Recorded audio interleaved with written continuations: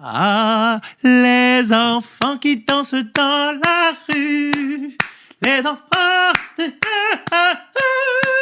J'espère que vous allez bien, les amis. Je suis de bonne humeur. Ah oui, le soleil de demain qui se lève toujours pour de l'enfant.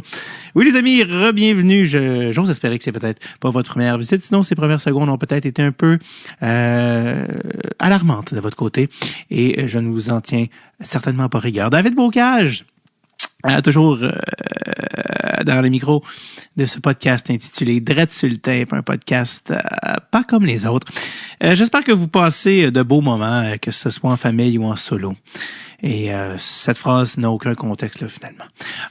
Je vous souhaite la bienvenue dans un épisode assez particulier aujourd'hui. Je pense que je n'ai jamais fait ce genre d'épisode-là, c'est-à-dire un genre de combinaison d'entrevues ou de podcasts, devrais-je dire. Hein. Ce sont plus des discussions.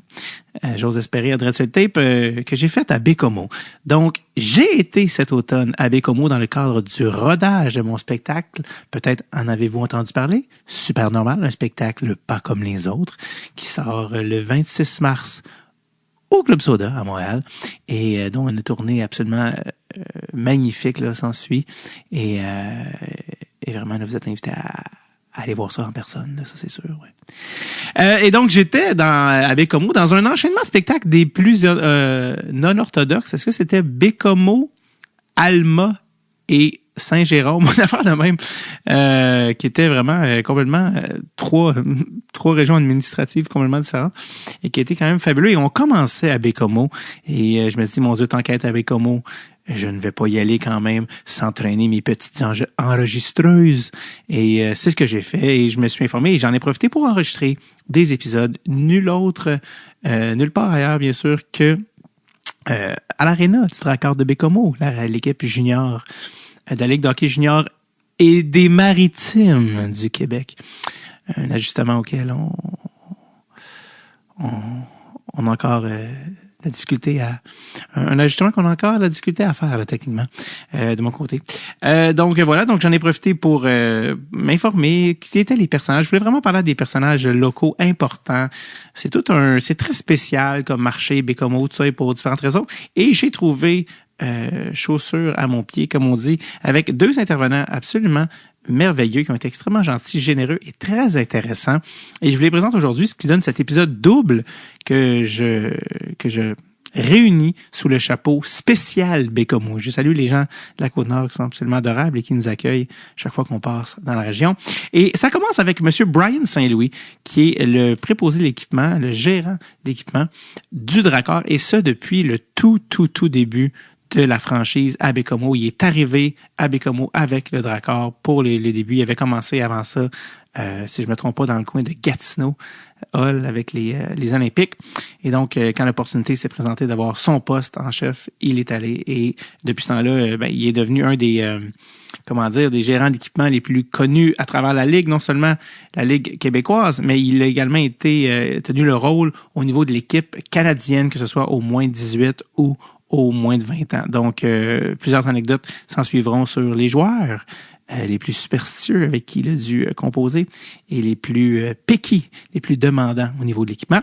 Et j'ai rencontré également Madame Julie Dubé, extrêmement sympathique et articulée, qui est la présidente du CA qui gère le Dracard de Bécomo, parce que, fait intéressant, qui est le propriétaire du Dracard de Bécomo? La réponse, la ville de Bécomo. Absolument, ce n'est pas un particulier, mais bien la ville. Donc, on parle de ce marché-là très particulier. Qu'est-ce que ça apporte à Bécomo? Évidemment, certains, ça attire la grogne des fois locale. Certains sont pas nécessairement contents des locaux, disant, ah bon Dieu, mes taxes vont payer le Dracard. Mais Julie nous fait part de tout ce que le Dracard amène à Bécomo, que Bécomo ne pourrait pas se payer autrement. On parle aussi du fonctionnement de la Ligue vue de l'intérieur. Elle nous révèle combien d'équipes dans la Ligue junior et des Maritimes du Québec, encore une fois, ajustement de ma part, sont réellement profitables. Et la réponse va vous surprendre. Il n'y en a vraiment pas beaucoup, spoiler. Donc voilà, on parle de tout ça. Puis Julie, elle, en réalité, travaille chez Hydro-Québec. C'est un poste qu'elle fait de manière bénévole.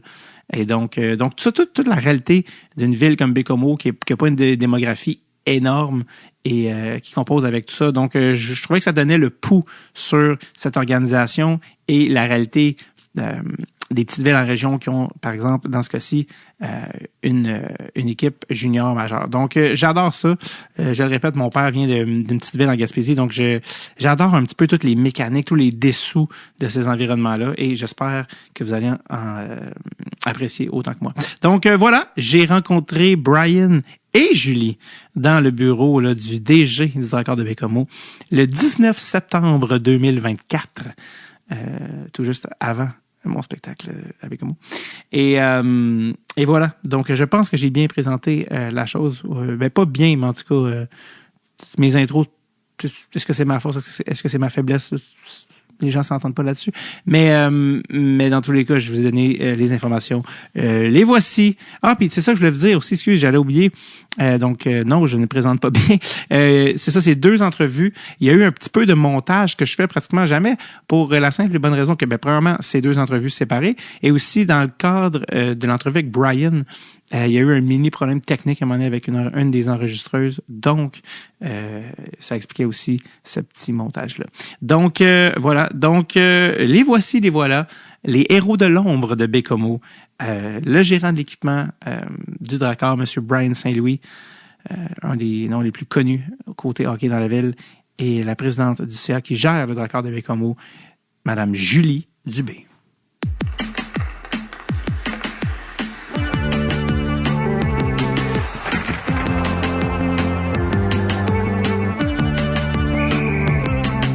Sur le tape avec David Bocage. Tu as connu les débuts, justement, du Dracard, tu sais, établir cette affaire-là. Il y a eu j'en ai parlé tantôt, j'ai parlé à Julie ici, on parlait du documentaire Junior qui avait beaucoup fait jaser à l'époque, hein, qui avait suivi le Dracard pendant 1 an, pis ça, dans lequel tu fais partie. C'est ça, je me souviens plus, je me souviens que tu as des scènes, là, parce que la montagne, il se défait l'épaule une couple de fois. T'es appelé à intervenir. C'est quoi ton souvenir, toi, de ton premier souvenir d'entendre parler qu'il allait avoir une équipe de tournage qui allait suivre l'équipe pendant 1 an? Moi, je voyais aucune objection à ça. C'est ça. Tu sais, c'était...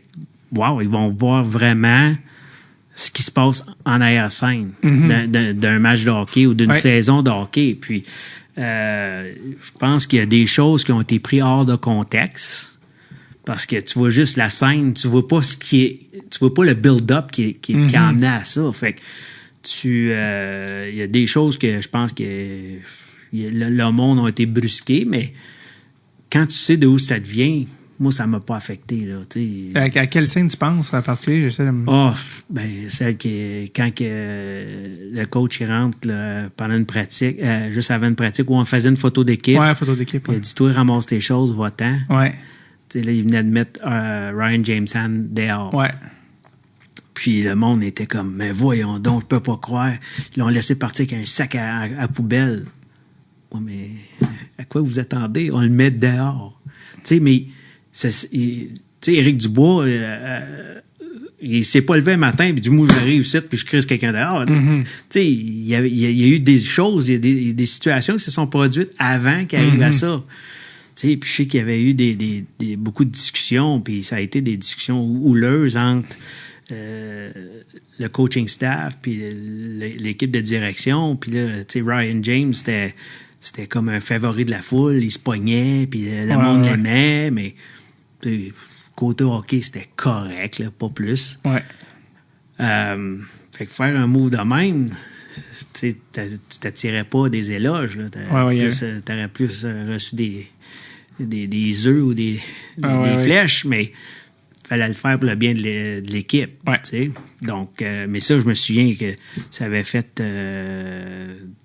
un peu jaser, chialer, parce que là, voyons, on traite pas une personne de même, mais...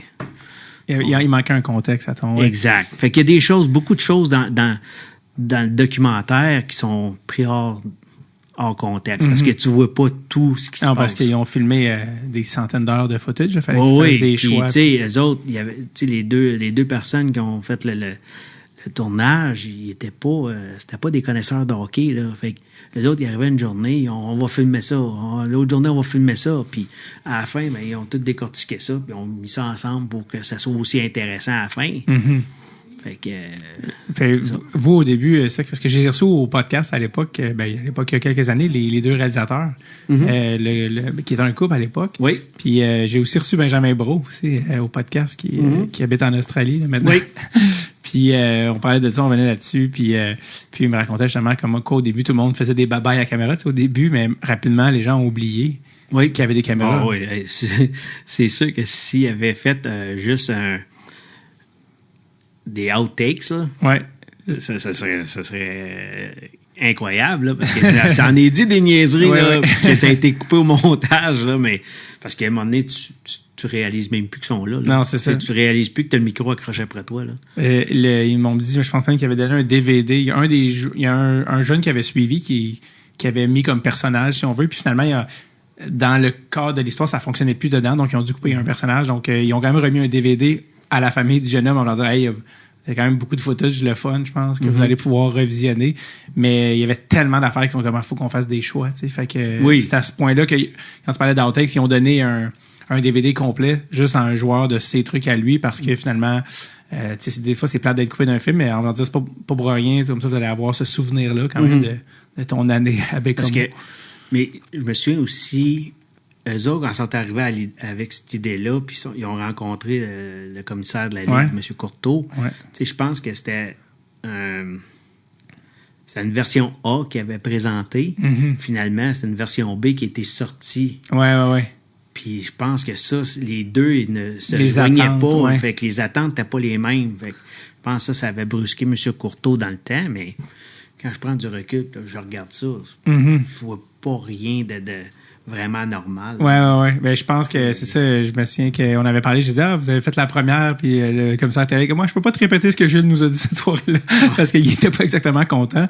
Puis, ça a amené à des changements aussi dans la Ligue. Je pense, comme on parlait avec Julie, tu sais, tout ce qui est côté éducation, je pense le côté scolaire, je pense que c'est ça qui avait un peu, peut-être attiré l'attention de certains gens qui disaient le côté scolaire, mais depuis, ça fait déjà 20 ans quand même, ce documentaire-là, presque 20 ans.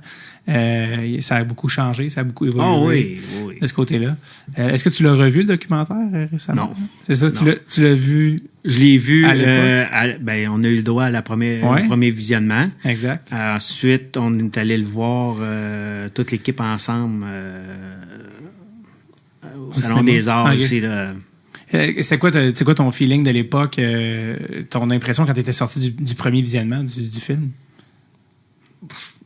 Toi, ça collait avec la réalité. Moi, ça collait avec la réalité. Puis, tu sais, je pense que moi, ce que je dis, c'est ce que je pense. Ouais, c'est ça. Tu sais, puis, tu sais, il y a des affaires que j'ai peut-être dit là-dedans que, OK, c'est peut-être pas correct, mais c'est moi. C'est moi, puis c'est ce que tu vas voir, tu sais. Je me cacherai pas, je me mettrai pas la tête dans le sable. T'étais-tu fait critiquer par rapport au Non, okay. Non. Ben, c'est sûr que quelqu'un, à quelque part, dans un salon, il a fait, voyons donc, je peux pas croire qu'il aurait dit ça à quelqu'un, mais c'est moi. Ah ouais. Puis, c'est ça.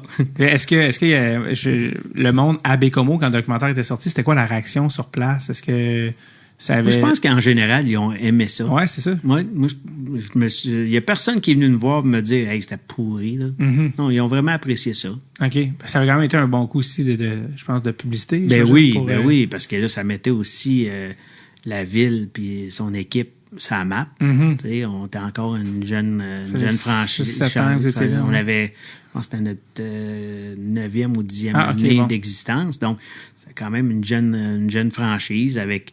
on est encore en train de s'installer et puis se bâtir une crédibilité organisationnelle au travers de la Ligue. Donc, ça a fait un boom. Pour certains, ça a fait un boom un peu plus gros que d'autres, mais bon, moi, mais je prends ma retraite, je vais pouvoir dire que j'ai fait partie d'un film. De l'ONF. Il y a plein de monde que j'ai reçu au podcast. Yannick Lehoux, j'ai reçu au podcast. Son numéro est retiré avec comme Oui, exact. Il n'y en a pas beaucoup, il y en a juste deux. Avec Maxime Fortunus. Exact. Qui était capitaine.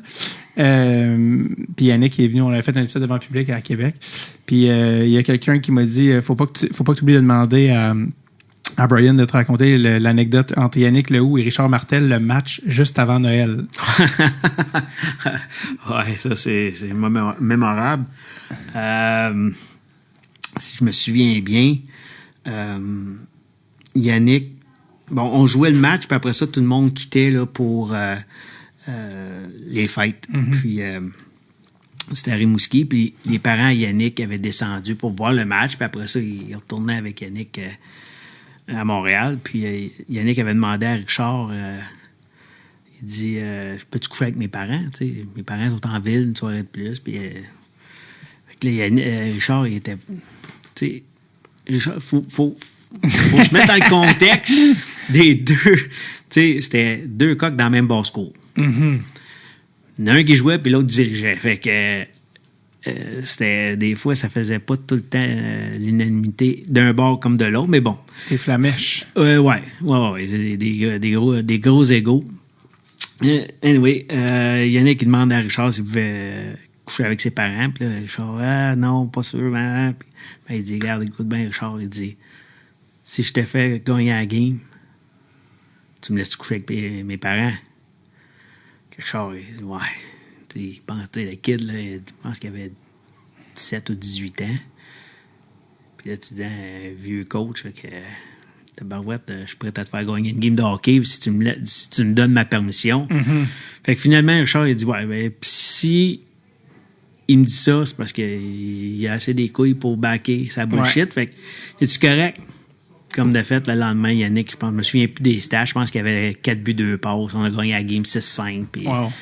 Fait que là, mais Richard, après, c'était comme tabarouette. Et si ce petit gars-là pouvait comprendre jusqu'à où il y a du talent pour nous faire gagner, là, il serait un joueur incroyable. Mais Yannick, c'était ça. Yannick, des fois, ça y tentait. Des fois, ça y tentait moins. Et c'était pour être difficile un soir, aller gratter. Comme d'autres soirs, c'était fluide, c'était facile. Il était juste le meilleur joueur sur la glace. Fait que c'était Yannick Lehoux. Puis l'autre bord, ben, t'avais Richard Martel qui essayait de soutirer le meilleur de tout le monde. Fait que, mais Yannick a gagné cette bagarre-là. Fait que ça, c'était le match avant Noël. Juste avant Noël. Fait que après le match, les gars s'en allaient. Puis Yannick était comme merci, bonsoir. Il avait gagné son pari du match. Oui. Il avait vraiment mis sa tête sur la bûche. Puis, il avait livré. Il a livré. Faut-il lui donner crédit pour ça? Ben oui. Il y avait ça, c'est tous des personnages classiques du junior. Richard Martel, c'est un classique. T'as aussi travaillé avec Pat Burns et Alain Vigneault. Exact. Où ça? Ah, ben, à Hull. À Hull, oui, c'est à Hull. Moi, Pat, c'était le premier entraîneur-chef avec qui j'ai travaillé. Petit bonhomme, petit jeune adolescent de 16 ans. Pat Burns, je pense, l'année d'avant, il avait gagné la Ligue. La première fois que les Olympiques gagnaient le trophée, la Coupe du Président, puis ils sont rendus jusqu'en finale de la Coupe Memorial, puis Pat. Mais tu sais, à cette époque-là aussi, on gérait avec une main de fer. Mm-hmm. Tu sais, c'était dur. Puis t'étais mieux d'être prêt mentalement à vivre tout ça. Puis Pat, c'était un homme qui était intimidant. Là. Mm-hmm. Il était imposant. Il devait mesurer 6'2", 6'3". Ah oui? Il devait peser 2,50, 2,60. Tu sais, policier de carrière. Tu sais, il n'avait vu d'autres. Puis il gérait ça tough dans le temps. Puis moi, j'arrivais à 16 ans. Moi, je suis là pour aider. Puis je suis naïf. J'étais un flot de 16 ans. Mais il y en avait d'autres, des joueurs qui avaient 16 ans. Mais moi, en fait, je n'avais jamais parti de chez nous. Puis ces gars-là avaient un petit peu plus de bagages. Mais avec Pat autour, là, c'était tu tenais les fesses serrées. Puis je me souviens d'une fois, là, il y avait une pratique où il y avait beaucoup de bâtons qui se brisaient. Fait que, il avait débarqué de la glace, puis il était venu me voir, puis il dit là, je veux que tu restes sur le bord de la bande, j'en veux plus un qui débarque de la glace, puis venez chercher un bâton. Ah, c'est beau.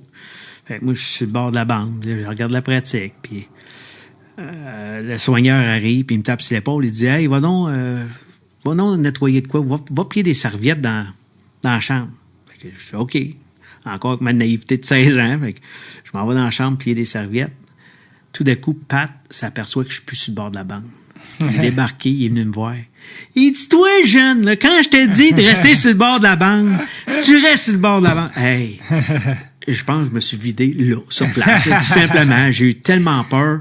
Puis là, je savais plus quoi faire parce que là, comme mon boss immédiat, qui est Jacques Parent, le soigneur, lui, il m'avait dit de faire ça. Puis lui, il me dit de faire ça. Puis là, je savais plus où me mettre. Fait que finalement, j'ai laissé le serviette tomber. Je me suis en allé sur le bord de la bande. J'ai plus jamais rebougé.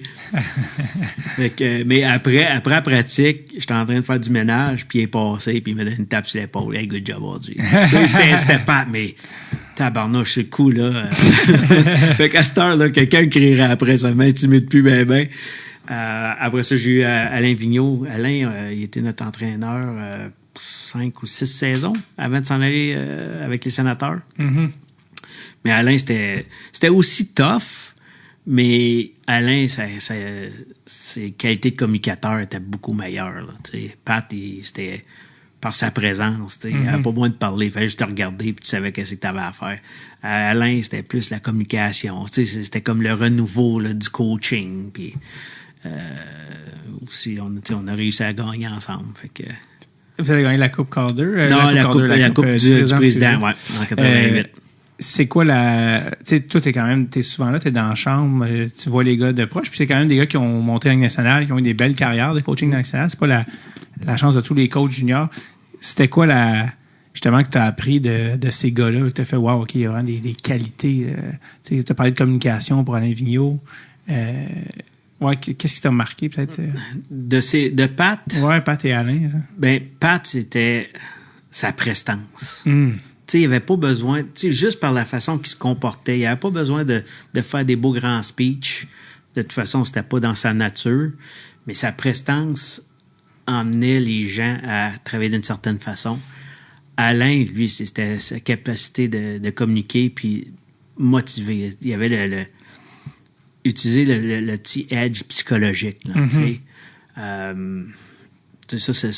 ça m'a donné des idées pour plus tard.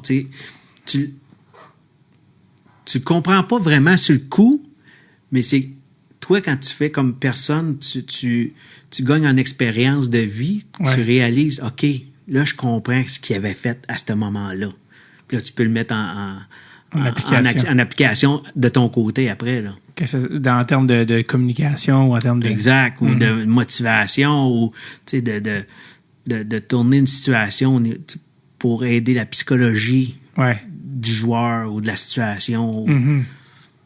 C'était ça. Là, mais il y avait vraiment une différence entre les deux personnes, mais c'était deux gars qui étaient quand même intimidants physiquement. Là. Alain, là, c'était pas un petit bonhomme. Là. Non. Non, quand il se fâchait, c'était pas beau. C'était une époque aussi de coach qui se fâchait aussi. C'était un coup de calice de tabarnak. Je sais pas si j'ai le droit de dire ça. Oui, c'était un podcast à notre droit. mais c'était ça. Ah oui, c'était ça. C'était les années 90. Puis oui, à cette heure, c'est moins toléré, puis c'est moins présent aussi. Est-ce que c'est pour le mieux? Ben, je pense que... J'arrête. Ça devrait pas être quotidiennement, mais des fois, il faut que tu dises les vraies choses. Mais les jeunes, je pense, ont changé aussi. Oui. C'est pas les mêmes jeunes qu'en 92. C'est pas la même réalité. Donc, je pense que la manière de communiquer avec eux est différente. C'est ça. C'est ça. Puis c'est la façon qu'ils sont élevés, éduqués. Puis... Exact. Tu l'as vu, tu as des enfants toi-même. Donc, oh mon Dieu, oui. c'est pas comme... D'ailleurs, José Tordard, tu l'as croisé aussi, ça se peut-tu? Oui. J'ai eu José pendant 2 saisons. À Gatineau? Ah ouais. C'est quoi les joueurs? C'est qui les joueurs qui t'ont le plus marqué dans tout ton parcours junior? À travers ma carrière? Ouais, exact. Je te dis José parce que ça me fait penser parce que José a eu lui-même une belle carrière de Ligue nationale. Mais peut-être que c'est des joueurs qui t'ont marqué qui n'ont pas nécessairement eu des carrières de Ligue nationale. Ça se peut aussi, tu sais. Mais les gars que j'ai eu plus d'affinité avec... José, c'en était un. Ouais. Tu sais, je me souviens, on allait dîner... on a dîné quelques fois ensemble, tu sais, pendant ces années juniors. Je dirais Jonathan Delisle, qui est décédé maintenant d'une façon tragique. Là, ça doit faire 10-12 ans de ça, présent. Joe, c'était le bout en train. Lui, honnêtement, c'était un bon kid, puis on s'entendait bien ensemble. On était tout en train de se faire des jokes. Puis, ça, c'en est un. Ensuite... Parce qu'on pourrait diviser en deux catégories. On pourrait dire c'est qui les joueurs qui t'ont le plus impressionné par leur talent. Puis après ça, c'est qui les humains qui t'ont le plus marqué par leur personne aussi. Je pourrais au niveau de talent, Mm-hmm. Jeremy Roenick. Jeremy Roenick a joué dans la Q. 1 an. Ah ouais. En fait, je pense qu'il a joué 36 matchs. À Gatineau, ça? Oui. Ah ouais. Ben, ouais. Ah, il a joué 36 matchs parce que, il avait été le choix de première ronde des Blackhawks. Il avait été rappelé d'urgence, fait qu'il avait manqué des matchs là. Il avait été blessé, il avait une blessure au genou. Mais je pense qu'il a ramassé 70 points en 36 matchs. Mm. Mais lui, sa vitesse est incroyable. Mm-hmm. Ah, mon Dieu, il était dans une classe à part. T'sais, je me souviens, il y avait Alexandre Daigle, puis il y avait lui, là, au niveau de vitesse. Là, c'était deux machines. Pavel Rosa, aussi, lui, était capable de scorer des buts. Lui, il était capable de placer la puck dans un trou de 3 pouces. Là. Il était incroyable. Martin Ménard, petit bonhomme qui jouait à la game quand c'était le temps. Puis, quand la game était sur la ligne, il était gamer. Là, il réussissait à faire le gros jeu pour gagner. Puis, ensuite, ici aussi, j'en ai plusieurs. Yannick Lehoux, c'en est un. Marco Charpentier. Ouais. Jean-François Jacques, lui, j'ai jamais vu un jeune frapper aussi pesant que ça. C'était un train. Mm-hmm. Un train. Et j'ai vu frapper des gars, là, puis je pense que les gars s'en ont même pas remis encore aujourd'hui. Là, Maxime Fortunus, par son charisme, par sa discipline. C'est pas pour rien que Yannick Lehoux et Maxime, le numéro sont retirés ici avec Homo. Après ça, Bruno Saint-Jacques, Félix Girard.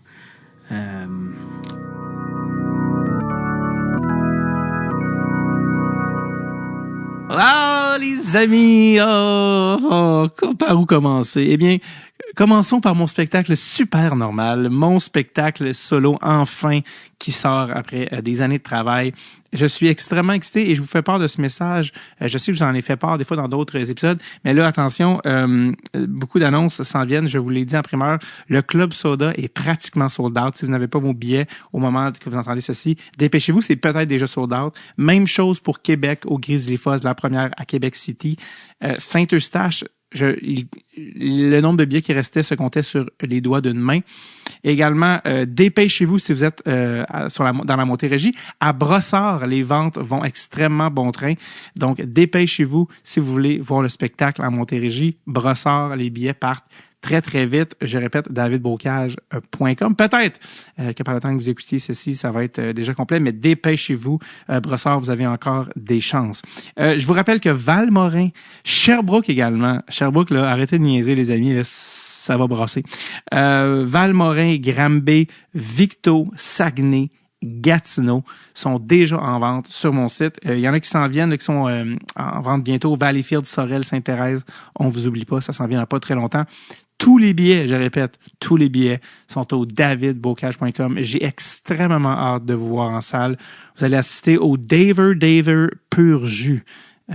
Et ça, écoutez, je m'en excuse d'avance. Alors, davidbocage.com, on se voit dans pas longtemps en salle. Allez, bye bye. On retourne à l'épisode. Bye bye, bye bye, bye.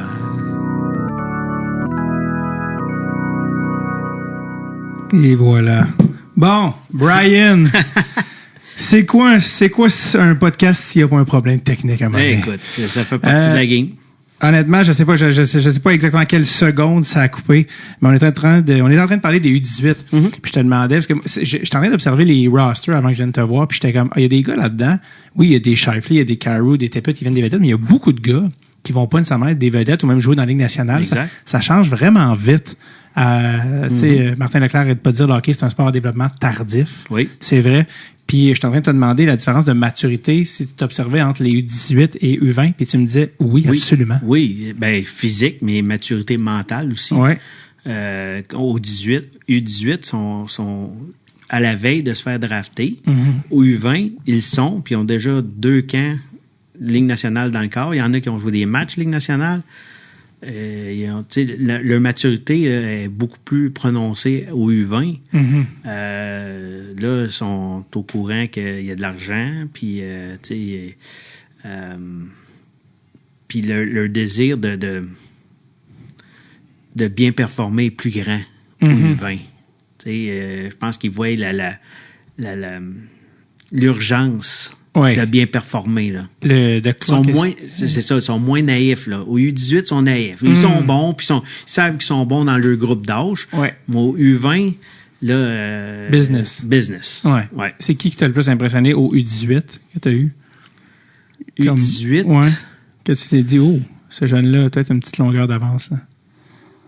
Je me souviens de Mark Scheifele. Tu l'as nommé, mais tu voyais qu'il avait une longueur d'avance. Il avait la shape... il shootait le puck, il patinait bien.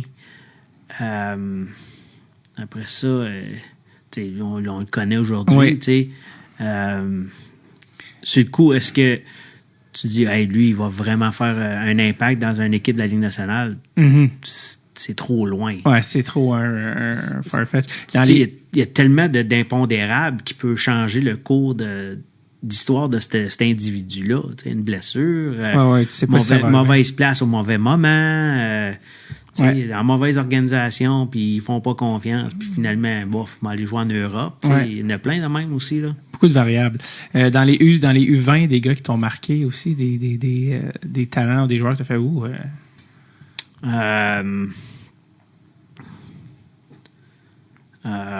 Connor Bedard. Tu as eu la chance de le voir de proche. À 16 ans, puis à 16... Avec son fishbowl. Oui. Qui a fait vendre, apparemment, ils ont sold out les fishbowls quand Bedard commençait à faire ça. Ils sont tous vendus. Mais c'est sûr, tous les jeunes ont dû voir ça. Puis, hey, je veux être comme lui. Là. Non, lui, il avait vraiment un impact là, à 16 ans. Mais Kit, tu sais, à 16 ans, il était 13e attaquant. Là. Ouais. Puis ça a pris une blessure pour qu'il rentre dans le line-up. Ouais. Tu sais, c'est ça, la profondeur du Canada. Une fois qu'il est rentré, il est rentré. Mais lui, il a compris. Là, j'ai une chance, je vais la saisir. Mm-hmm. Alexis Lafrenière, tu sais, je l'ai eu à 17, puis je l'ai eu à 18. Ouais. C'était un late, fait que lui, c'était à son année de draft, 18. Ouais. Puis c'était pas le même joueur, là. Oh non, beaucoup plus confiant à 18 ans, beaucoup plus impliqué, acceptait mieux son rôle. À 17 ans, il comprenait pas pourquoi il était 13e attaquant. Puis il devait être sur le power play, puis il devait être sur le piqué, puis il devait jouer sa première ligne, mais c'est un tournoi de 19 ans, là. Ouais. Toutes les autres équipes contre qui tu joues, c'est toutes des 19 ans. Fait que prends ton trou, là, puis prends l'expérience. T'es là. Ce qui est pas rien. Non, déjà, à 17 ans, c'est exception. Fait que... enjoy the moment, puis prends-toi de l'expérience. Exact. Dans les gars que tu as eu pour l'équipe canadienne, c'est qui t'a marqué par toi, t'es à l'équipement? Est-ce qu'il y a des gens qui avaient des demandes vraiment spécifiques que t'es comme, OK, wow, ça, j'ai jamais vu ça, ou c'est quelqu'un qui était très méticuleux sur certaines affaires? Le premier nom qui me vient en tête, Devin Levi. Le gardien. Ouais. Le gardien. Lui, c'était une demande à chaque jour. Comme quoi?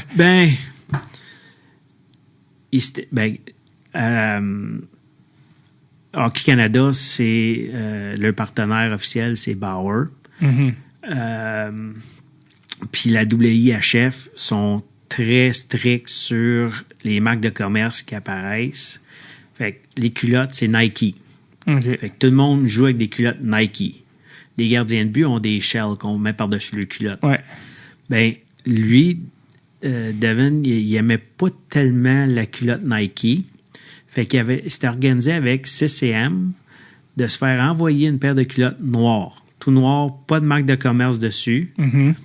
Puis, il voulait que je colle un logo de Nike dessus. J'ai dit non, ça marche pas de même, chum. Je peux pas faire ça. Puis, j'en ai pas. Puis, à la dernière minute, demain, il nous est arrivé la journée avec le tournoi commence. Mm-hmm. Non, on peut pas faire ça. Faut que tu portes la gaine.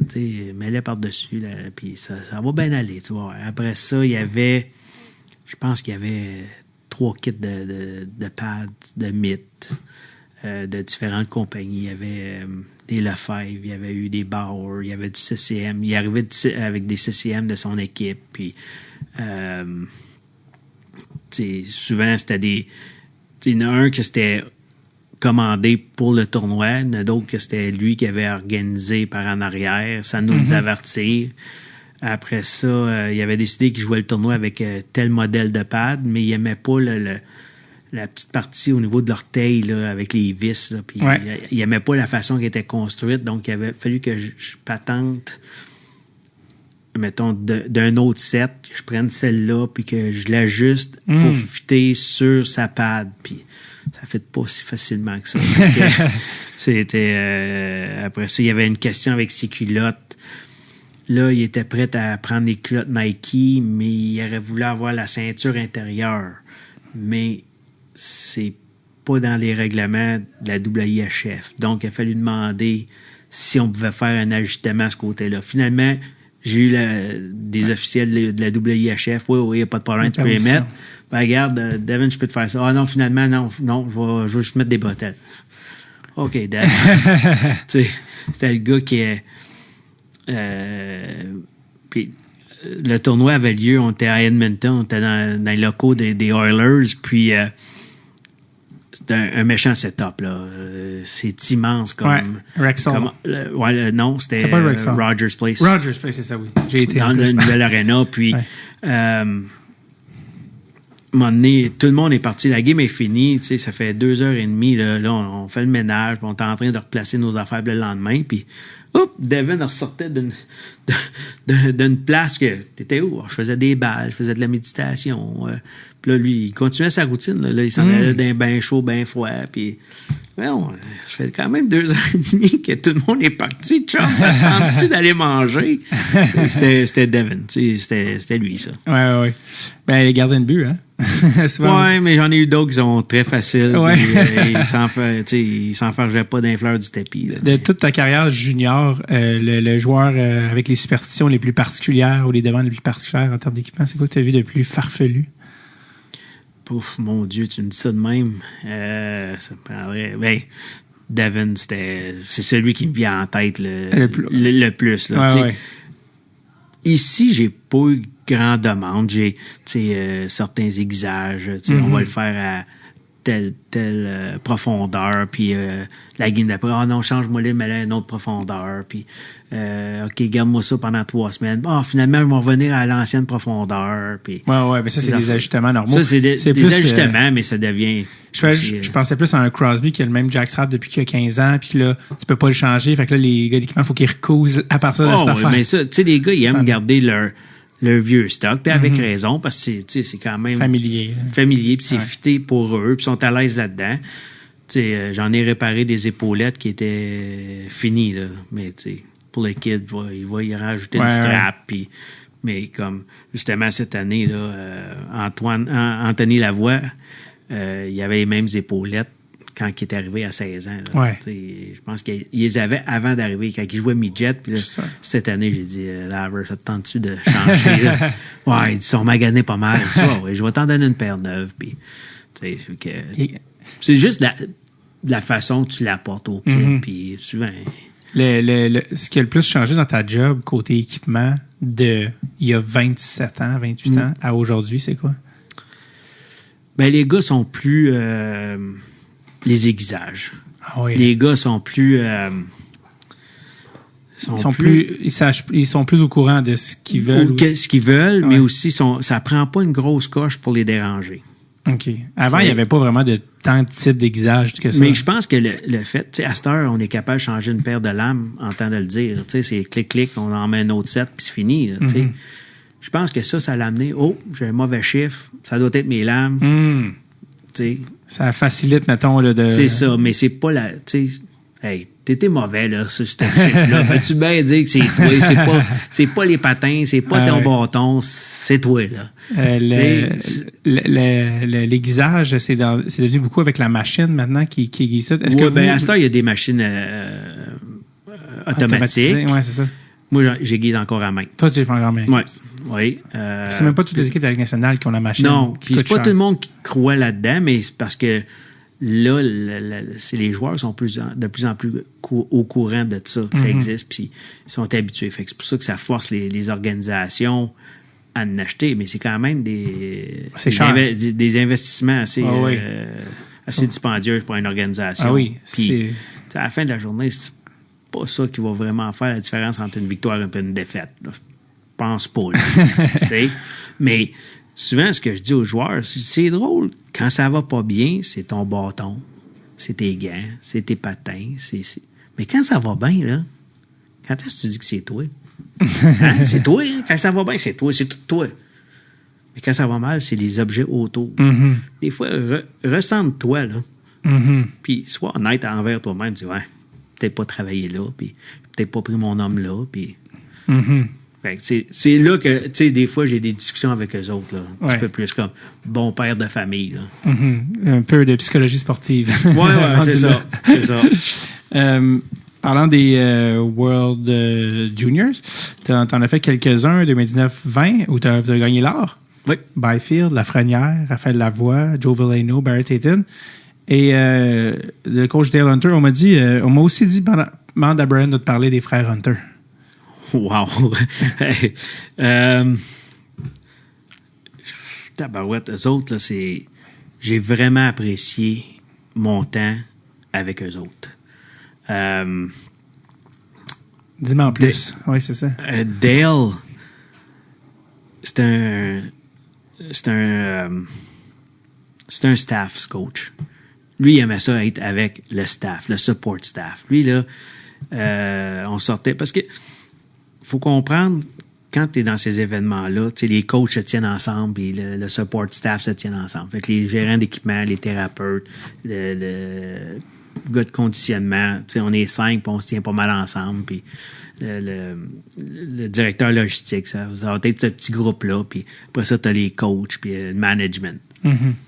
Mais Dale, lui, c'était « Boys, si vous allez prendre une bière à soir. » Fait qu'il faisait ses meetings, il faisait ses rencontres de joueurs, puis après ça, on recevait un texto, vous êtes où? Puis il venait de nous rejoindre. Il nous racontait ses histoires dans le temps avec les Nordiques, puis à Washington, puis un raconteur d'histoires là, incroyable. Ah là. oui. C'était drôle, là, mais drôle. Puis, tandis que Mark était plus réservé. Mais lui, était au niveau de la gestion plus. Mais Dale, tabarouette, je me souviens d'un moment donné, on était à Ostrava, puis j'avais un genre de petit bureau où j'aiguisais patins. À peu près grand comme ici, puis la machine est installée où j'étais dos à la porte. Puis, à un moment donné, il est rentré, puis il a fait « Hey! » Puis, j'ai sauté, j'ai fait « Calisse de tabarnak! » Il part à rire, « Je connais ça! » Il dit « À Québec, c'est les premiers mots que j'ai appris! » Fait que, non, j'ai énormément apprécié mon temps avec eux autres, puis on avait un excellent groupe, là. Cette année-là, c'est-tu l'année où vous avez gagné l'or avec les frères Hunter? Ou oui. C'est ça, parce que l'année d'après... Ça, c'est l'année là, de la caméra, là. Ah en oui, finale. tabarouette, hey, wow. L'année d'après 2021, ça a été l'argent là, avec Devin Levi. Oui. T'as même côtoyé Justin Barron, qui est à Montréal. Est-ce que tu as des impressions? Bon jeune homme. Ouais. Bon jeune homme, à sa place, pas trop dérangeant. C'était pas celui le plus bavard. Mm-hmm. Vraiment... Relax. Un bon gars, un bon maritimer. Oui, vraiment. C'est un gars des maritimes. Ouais. Un autre gars qui s'est ramassé avec le Canadien, il a été là, malheureusement, 15 minutes là, avec vous, mais Kirby Dach, oui. Qui s'est blessé au tout début. Il était capitaine. Il s'est blessé dans le seul match pré-compétition qu'on a eu contre les Russes. Fait que vraiment, ça n'a pas duré longtemps. Non. Mais tes impressions de Kirby Dach à ce moment-là? Tu voyais qu'il arrivait avec une confiance. Hein. Tu voyais qu'il avait joué 1 an dans la Ligue nationale. Là. C'est ça, parce qu'il y avait eu le... C'est parce qu'il y avait le lockout, c'est pour ça que... L'année COVID. Le COVID, excuse. C'est l'année COVID. T'as croisé un autre gars qui serait avancé à Montréal, qui n'a pas été repêché par le Canadien, Alex Newhook. Yep. Lui aussi, un autre maritimer. Un autre maritimer, lui puis Dawson Mercer, nos 2 newfies. Ouais. Dawson il était plus volubile. Alex était plus réservé, mais... Ouais. T'as eu Dylan Cousins également, Bowen Byram. Oui. Dylan Holloway, comme des bons joueurs. Il y en a des bons là, qui vont devenir des joueurs d'impact dans leurs équipes. Là. Ouais. Je pense Bo Byram il était échangé l'hiver passé à Buffalo. À Buffalo. Ouais. je pense que Buffalo a fait un bon pick, là. Ouais, c'était Vraiment, là, il va devenir bon, lui. Ouais. Puis c'était un passionné de la game. Lui, là, l'enthousiasme, c'est incroyable. Là. Lui, il adore être à l'aréna. Lui, il a du plaisir à être avec la gang, puis des pompées, puis il veut gagner, lui. Je pense que ça ne pourra pas nuire à Buffalo. Je pense qu'ils vont être contents de l'avoir. Non, ils vont être très contents de l'avoir. Puis juste une petite Ben parenthèse, oui, mais quand il était en en Colorado quand ils ont gagné, puis je me souviens d'une vidéo où il est venu chercher une bière là, pendant la parade, puis la police voulait le mettre l'autre bord de la clôture, puis les partisans ils ont dit non, c'est un joueur. Je pensais que c'était un fan. C'est beau. Ouais. C'est beau, c'est lui de se mettre dans des situations de même. C'est vraiment lui, ça. Dans son enthousiasme. Oui. Ben, le coach, cette année-là, avec les joueurs qu'on vient de nommer, c'est André Tourigny. Exact. Là, tu avais un Québécois à la barre. Parle-moi un petit peu d'André, qui est aussi à montagne nationale. Puis... Ben, j'ai eu André en 2013 au championnat du monde junior en Russie, puis il était assistant. OK. Puis... André Tourigny en 2013, puis André Tourigny en 2021, complètement différents coachs. Explique-moi. Complètement. Beaucoup la drive hard, puis c'était non négociable. Puis, ça, c'était en 2013. 2013. OK. 2021, communicateur. Pour moi, c'est le gars qui est capable d'emmener la game à sa plus simple expression. Pour la rendre facile. Puis lui, c'était simple. Puis cette année-là, à cause de la COVID, on n'a pas eu de camp d'été. Fait qu'on avait fait une semaine un camp Zoom. Okay. Fait qu'à tous les jours, on était séparés en petits groupes, puis le staff était mêlé à travers des joueurs, puis je faisais du vidéo avec les joueurs. Dans le fond, André amenait ses principes de jeu, puis il faisait du vidéo avec eux autres, puis j'étais présent, puis j'écoutais, puis la façon qu'il l'amenait, c'était tellement simple à comprendre. Puis lui, c'était mon principe, c'est ça. Puis je dérogerai pas de ça. Fait que voici le pourquoi que j'amène ça. Fait qu'il expliquait ça de même, puis avec la vidéo à l'appui, puis c'était simple à comprendre. Puis ça a apparu dans le tournoi parce qu'on était très, très bien rodés là, au niveau système. Donc, vulgarisateur, pédagogue, là, vraiment. Là. Vraiment. Lui, là, c'était ma première... ce que je retiens d'André, c'était être capable d'emmener la game à sa plus simple façon. Et avec André, vous avez gagné l'or ou l'argent? On a perdu en finale contre les Américains. Okay, on avait eu un tournoi incroyable. Je pense qu'on avait donné 4 buts dans le tournoi. Oui. Puis on a perdu 2-0 contre les Américains. Puis 21-22, t'es retourné, vous avez gagné l'or. Ouais, ben... 21-22, on a gagné... Mais tu sais, le tournoi avait été annulé après 2 matchs à cause de l'Omicron. Puis ça a été repris l'été. Oui, c'est ça. Okay. Ça m'a rien. Il y avait des aliments différents. Ouais. Ce qui t'a amené dans le giron d'Hockey Canada, ce qui t'a amené aux Olympiques de 2022. Oui. Avec plusieurs Québécois, Marc Barberio, Jason Demers, David Darnay, et plusieurs jeunes pré-NHL, donc Owen Power, McTavish, Ken Johnson également. Parle-moi un petit peu de ces gars-là, justement, tu sais, un Owen Power, tu sais, qui est un premier au total, mais qui n'est pas encore... pas établi encore, mais ça va venir, tu sais. Ben oui. Tu sais, ce groupe de 5, là, il y avait McBain aussi, là, Jack. Tu sais, eux autres, ils étaient comme là, vraiment comme profondeur. Tu sais, on savait qu'il y avait un talent, mais tu sais, t'avais Eric Stahl, t'avais les plus vieux là, en avant. Qui jouent en Europe. Puis... Ouais, il y avait le nom de fête, puis... mais c'était drôle de voir les 2 générations. Ah oui? Parle-moi de ça. Les jeunes, ils pouvaient être 2h30 sur la glace, à shotter des pucks, à dribbler, à faire toutes sortes d'affaires. Les vieux, quand ils embarquaient, 1h10, c'était boum, j'embarque, boum, je débarque, je m'en vais dans le gym, je fais ma préparation physique là. En dedans de 2 heures, ils avaient tout fait, puis ils étaient partis. Les jeunes, eux autres, ils voyaient pas le bout de partir. Là. C'était vraiment 2... Moi, c'est ça qui m'avait frappé le plus. Les 5 jeunes, puis t'avais le reste des vieux que les autres, c'était, hey, je vais aller faire mon 1h10, mon 1h15, là, puis je vais faire mon petit workout après, puis je m'en vais, puis je vais faire d'autres choses. Mais je pense que tu gères pas ton corps aussi de la même manière, j'imagine. Exact.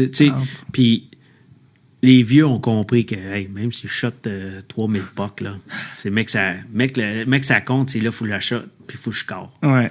Même j'en shot 3000 pendant une pratique, là. C'est ça. Fait que c'était vraiment moi ce qui m'avait frappé entre les deux. Ouais. Entre les différentes générations. Leurs intérêts des flots versus les intérêts des vieux. Là, les autres parlent de famille, puis ma fille à l'école, il faut la placer à une autre école parce que là, je vais signer là. Puis, tandis que l'autre, je ne savais même pas qu'il soit se passer demain. Là, c'est ça. La jeunesse. Hein? Ouais. C'est le tournoi où Slavkovski a été le MVP du tournoi. Il a fini meilleur pointeur. Est-ce que tu te souviens d'avoir un peu eu des impressions de ce gars-là? Non, on n'a pas joué contre les Slovaques cette année-là. OK, fait que c'était juste des games pas contre vous. C'est ça, parce qu'il y a trois poules, puis nous autres, on était avec les Chinois, les Allemands, puis la Suède. OK. Les autres, ils étaient à part. Le coach, je me souvenais pas du tout de ça. Le coach, c'était Claude Julien. Claude Julien, oui. Ben, c'est parlant de... J'ai travaillé avec Claude. Ben, c'est ça, j'allais dire. Revenant, parle-moi un petit peu de... Ben, tu parlais de la différence entre André Tourigny 2013 puis 2021. Mais là, le gap entre Claude Julien que tu as eu dans les années 90 puis Claude Julien 2022, c'était quoi la différence? Lui ici, comme coach, il savait c'est quoi qu'il avait de besoin. Tu sais, Claude, il était plus défini sur ce qu'il voulait. T'sais, versus en 97, il commençait, il était jeune coach. Il faisait peut-être sa 4e année de coaching. Il venait de prendre sa retraite. Il n'était pas si vieux que ça dans le coaching. Ouais. Mais là, il avait fait le tour de la Ligue nationale, gagné une Coupe Stanley. Puis, c'était plus clair dans sa tête sur quoi qu'il avait de besoin. C'était quoi ses exigences à lui précises? Là? Ben, c'est toujours défensivement. Ouais. La structure défensive était très, très demandant là-dessus. Offensivement, utilisez votre création. Parce qu'il faut que tu sois capable de lire le jeu aussi, puis le positionnement, puis qui est hors position de l'autre bord, pour te donner de l'espace. Mais défensivement, c'était important. Puis je me souviens, il y avait un goaler d'une pratique. Il dit... Pas faire lui. Pas capable de garder une puck proche de lui. Puis effectivement, tu sais, je le regardais, je dis, puis il avait fait jouer un match pré-compétition, puis je pense que le gars a joué après. Là. Je pense qu'on avait 5 goalers au tournoi à cause de la COVID. Puis là, il y avait un backup roster s'il y avait quelqu'un qui tombait malade. Il y avait beaucoup de monde autour de l'équipe. Puis, tu sais, ça m'avait frappé qu'il avait attiré, ça y avait attiré son attention, puis ça avait pris peut-être 15 minutes dans la pratique. Là. Et son œil était trop expérimenté. Ouais. Le GM, c'était Shane Doan. Oui. Que ça aussi, j'avais vraiment oublié. Qui est quand même un humain... incroyable. C'est ce que tout le monde me dit. Tout le monde l'aime. C'est quoi la magie Shane Doan? Simplicité. Bon vieux Western guy. Easy going. Mais ça l'enlève pas de son vouloir de gagner. Là. Rassembleur, parle à tout le monde, que tu sois le dernier sur le line-up ou le premier, il va te traiter pareil. Puis lui-ci, tu sais, c'était sa première job dans le management, là, tu sais. Dans le fond, c'est... Pour lui, son gros rôle, c'est de rassembler les joueurs puis que tout le monde embarque dans le pattern puis garder tout le monde heureux. Mais Shane, c'était une personne incroyable. Là. Ah oui, on n'entend que du positif de lui. Comme gars d'équipement dans le junior, tu as tellement vu de coach passer. Je veux dire, c'est une roue qui tourne. Puis, il y a une belle stabilité, cela dit, à Bécomo, là, quand même. Les gars qui ont été ici, Jean-Martel a été ici longtemps, Jean-François Grégoire a une belle stabilité. De ton point de vue, de gars qui en a vu des années 90 à aujourd'hui, c'est quoi qui font les qualités d'un bon coach? Puis c'est quoi les erreurs les plus communes que tu as vues d'un coach que que c'était le début de la fin, parce que ça reste que souvent c'est des coachs qui commencent dans le junior, c'est normal, ils n'ont pas encore l'expérience de d'autres. Donc c'est ça les qualités pour toi que tu fais comme, ça c'est un coach spécial, puis les erreurs communes que tu as faites, là c'est le début peut-être de la fin d'un règne, en tout cas. Je pense que tout ça part de la communication, pure et simple. Un bon communicateur, quelqu'un qui est clair dans ses idées et est capable de bien les exprimer, va avoir du succès. Ceux qui trébuchent, qui sont pas sûrs de leurs idées, qui deviennent anxieux, ça se peut qu'ils s'en fâchent, là. Mm-hmm. Mais un bon communicateur, quelqu'un qui est capable de lever un groupe quand ça va bien, mal, quelqu'un qui est capable de ramener un groupe quand ça va trop bien. Mm-hmm. Tu sais, quelqu'un qui est capable de garder un environnement stable, lui va avoir du succès. Mm-hmm. Versus un entraîneur qui a des sauts d'humeur, qui est anxieux, il va avoir de la difficulté. À un moment donné, ça va irriter les gens autour, là. Trop volatile un petit peu. Là, ouais. C'est ça. Jean-François Grégoire, qui est votre coach GM, a gagné l'année passée coach de l'année dans la Ligue canadienne, donc les 3 ligues au Canada. On le connaît peu, hein, Jean-François, c'est pas un gars qui est encore parce que je pense pas qu'il a coaché pro encore à date. C'est quoi les grandes qualités de Jean-François qui ont fait son succès? Je pense que Jean-François, c'est simple, c'est un travaillant. Lui, il travaille, il est toujours soit en avant de son ordinateur en train de regarder des matchs, soit en train de regarder des nouvelles stratégies. Lui, sa force, c'est le travail. C'est un acharné. Tu sais, lui, c'est un passionné. Et lui, même une fois que la saison est finie, il va pas à la pêche. Lui, il retourne à Sherbrooke faire son école de hockey, puis il travaille avec ses athlètes d'élite, là. Fait que, tu sais, c'est un passionné 100%. Wow. Alors, j'ai hâte de voir la suite pour j'espère que ça va me valoir un autre année. Parce que c'est lui qui décide. Il y a quel âge, Jean-François? 52. Ah, OK. Ouais. Il est pas, je savais pas, je pensais qu'il avait début quarantaine, mais non. Non. Plus d'expérience.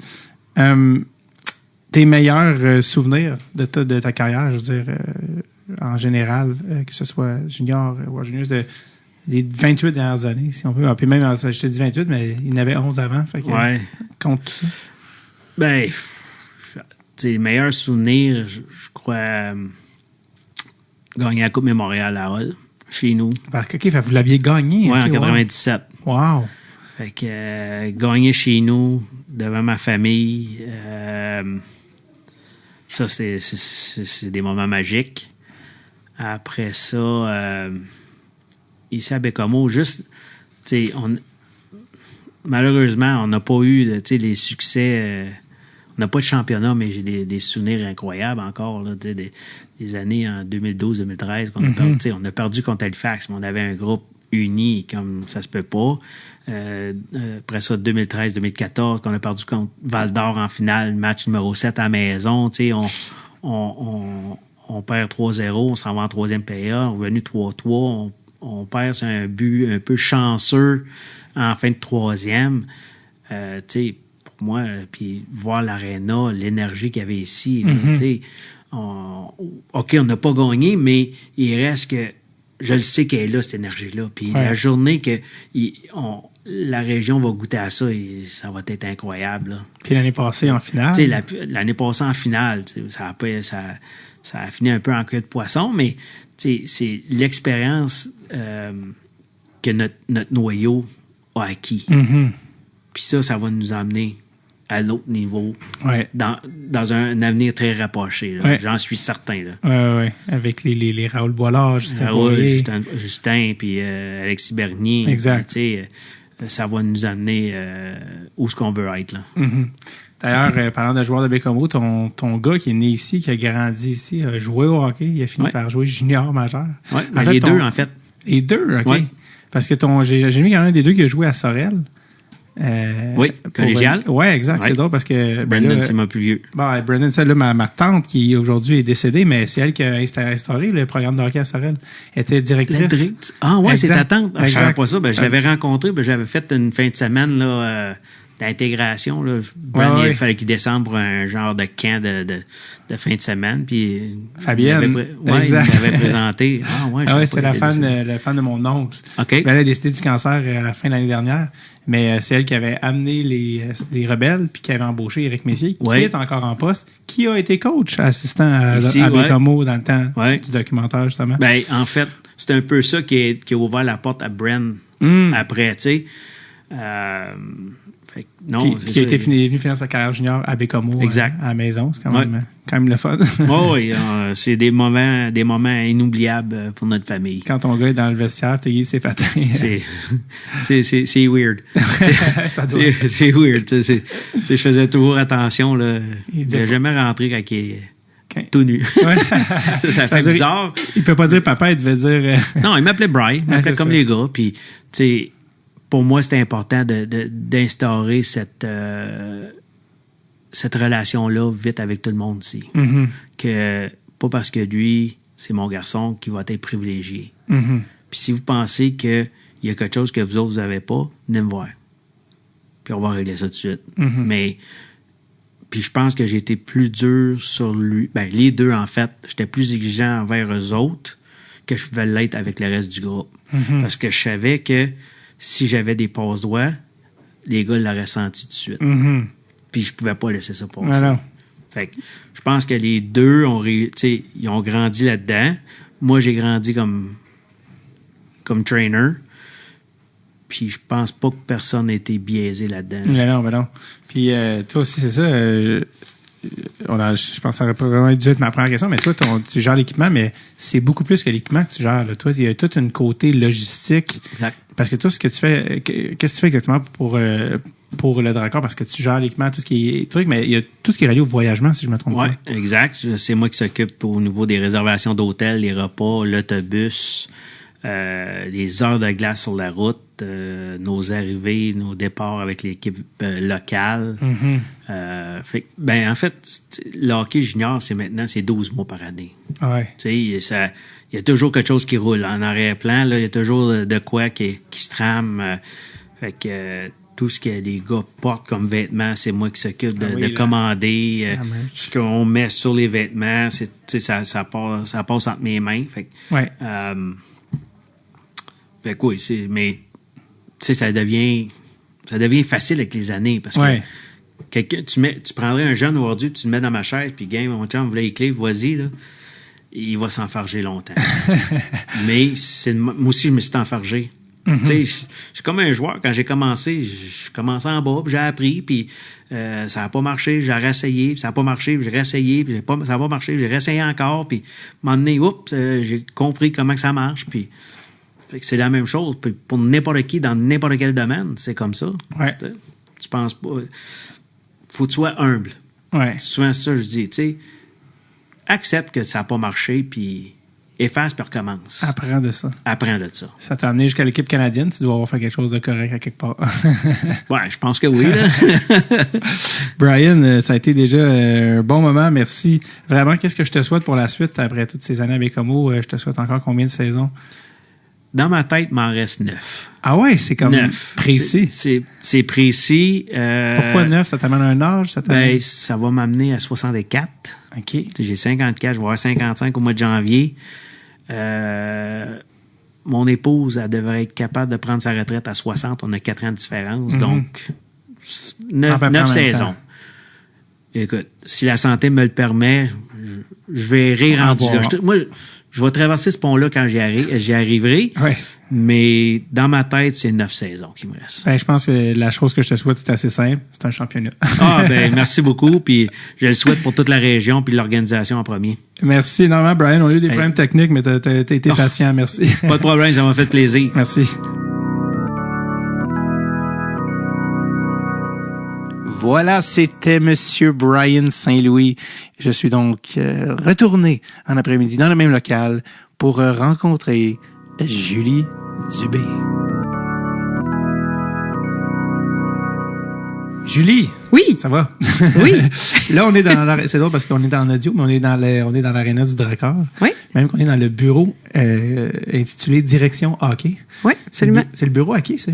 Jean-François Grégoire. Le coach. Oui, ben en fait, il y a deux chapeaux, lui. Il est DG hockey et entraîneur-chef. Et entraîneur en chef par excellence de la Ligue canadienne. De la Ligue canadienne. Si je ne le meilleur, on a le meilleur au Canada ici. Pas peu dire. On n'est pas peu fiers. On l'a bien choisi, c'est ça que ça veut dire aussi. Mais oui. Mais ça fait quand même 6 ans qu'il est avec nous autres. Il a commencé comme entraîneur adjoint. Ouais. Il est devenu entraîneur-chef. Il y a eu des tâches de DGA, puis ensuite ensuite DG, entraîneur-chef. Fait que c'est une super belle progression. Mm-hmm. Puis là, je parle beaucoup, hein. Ça tombe bien, c'est pour ça qu'on fait le Parfait. podcast. Donc, ça fait que nous, on voulait miser sa stabilité. Fait que Jean-François, c'est un exemple. Ça fait 6 ans qu'il est avec nous autres. Ouais. Progression, puis on n'a pas fini avec lui, là. Non, vous êtes quand même en finale de la Coupe de la Ligue du Président. Absolument, on a encore des belles années devant nous. Justin Poirier qui était repêché cet été dans la Ligue nationale. Absolument, ben on a eu 4 repêchés. Ah oui, c'est quoi, c'est qui les autres? Voyons, Bernier. Okay. Là, je cherche son prénom, c'est Alexis Bernier. Mathias Malowski. Okay. Puis Raoul Boilard. Oui, Raoul aussi. C'est vrai. Raoul, c'est 4 de la QV. Raoul, je pense qu'il est... En tout cas, oui, mais Raoul, on en a c'est 3,17 plus 1,19. Oui, exact. Malowski, c'est 1,19 €, qui a été repêché aussi cette année. Colin, vous êtes fiers. Bonne QV. Grosse cohorte, oui. Ouais. Ben, c'est ça de toi pour te présenter, pour les gens qui ne connaîtraient pas, tu es la présidente du conseil d'administration de Hockey Junior Bécomo. OK. Parce que là, c'est ça. C'est pour ça que je trouvais ça intéressant de te rencontrer. C'est un marché très particulier, Bécomo. Oui. Très unique. Oui. À commencer par le fait que le propriétaire de l'équipe, c'est... La ville de Bécomo. Exactement.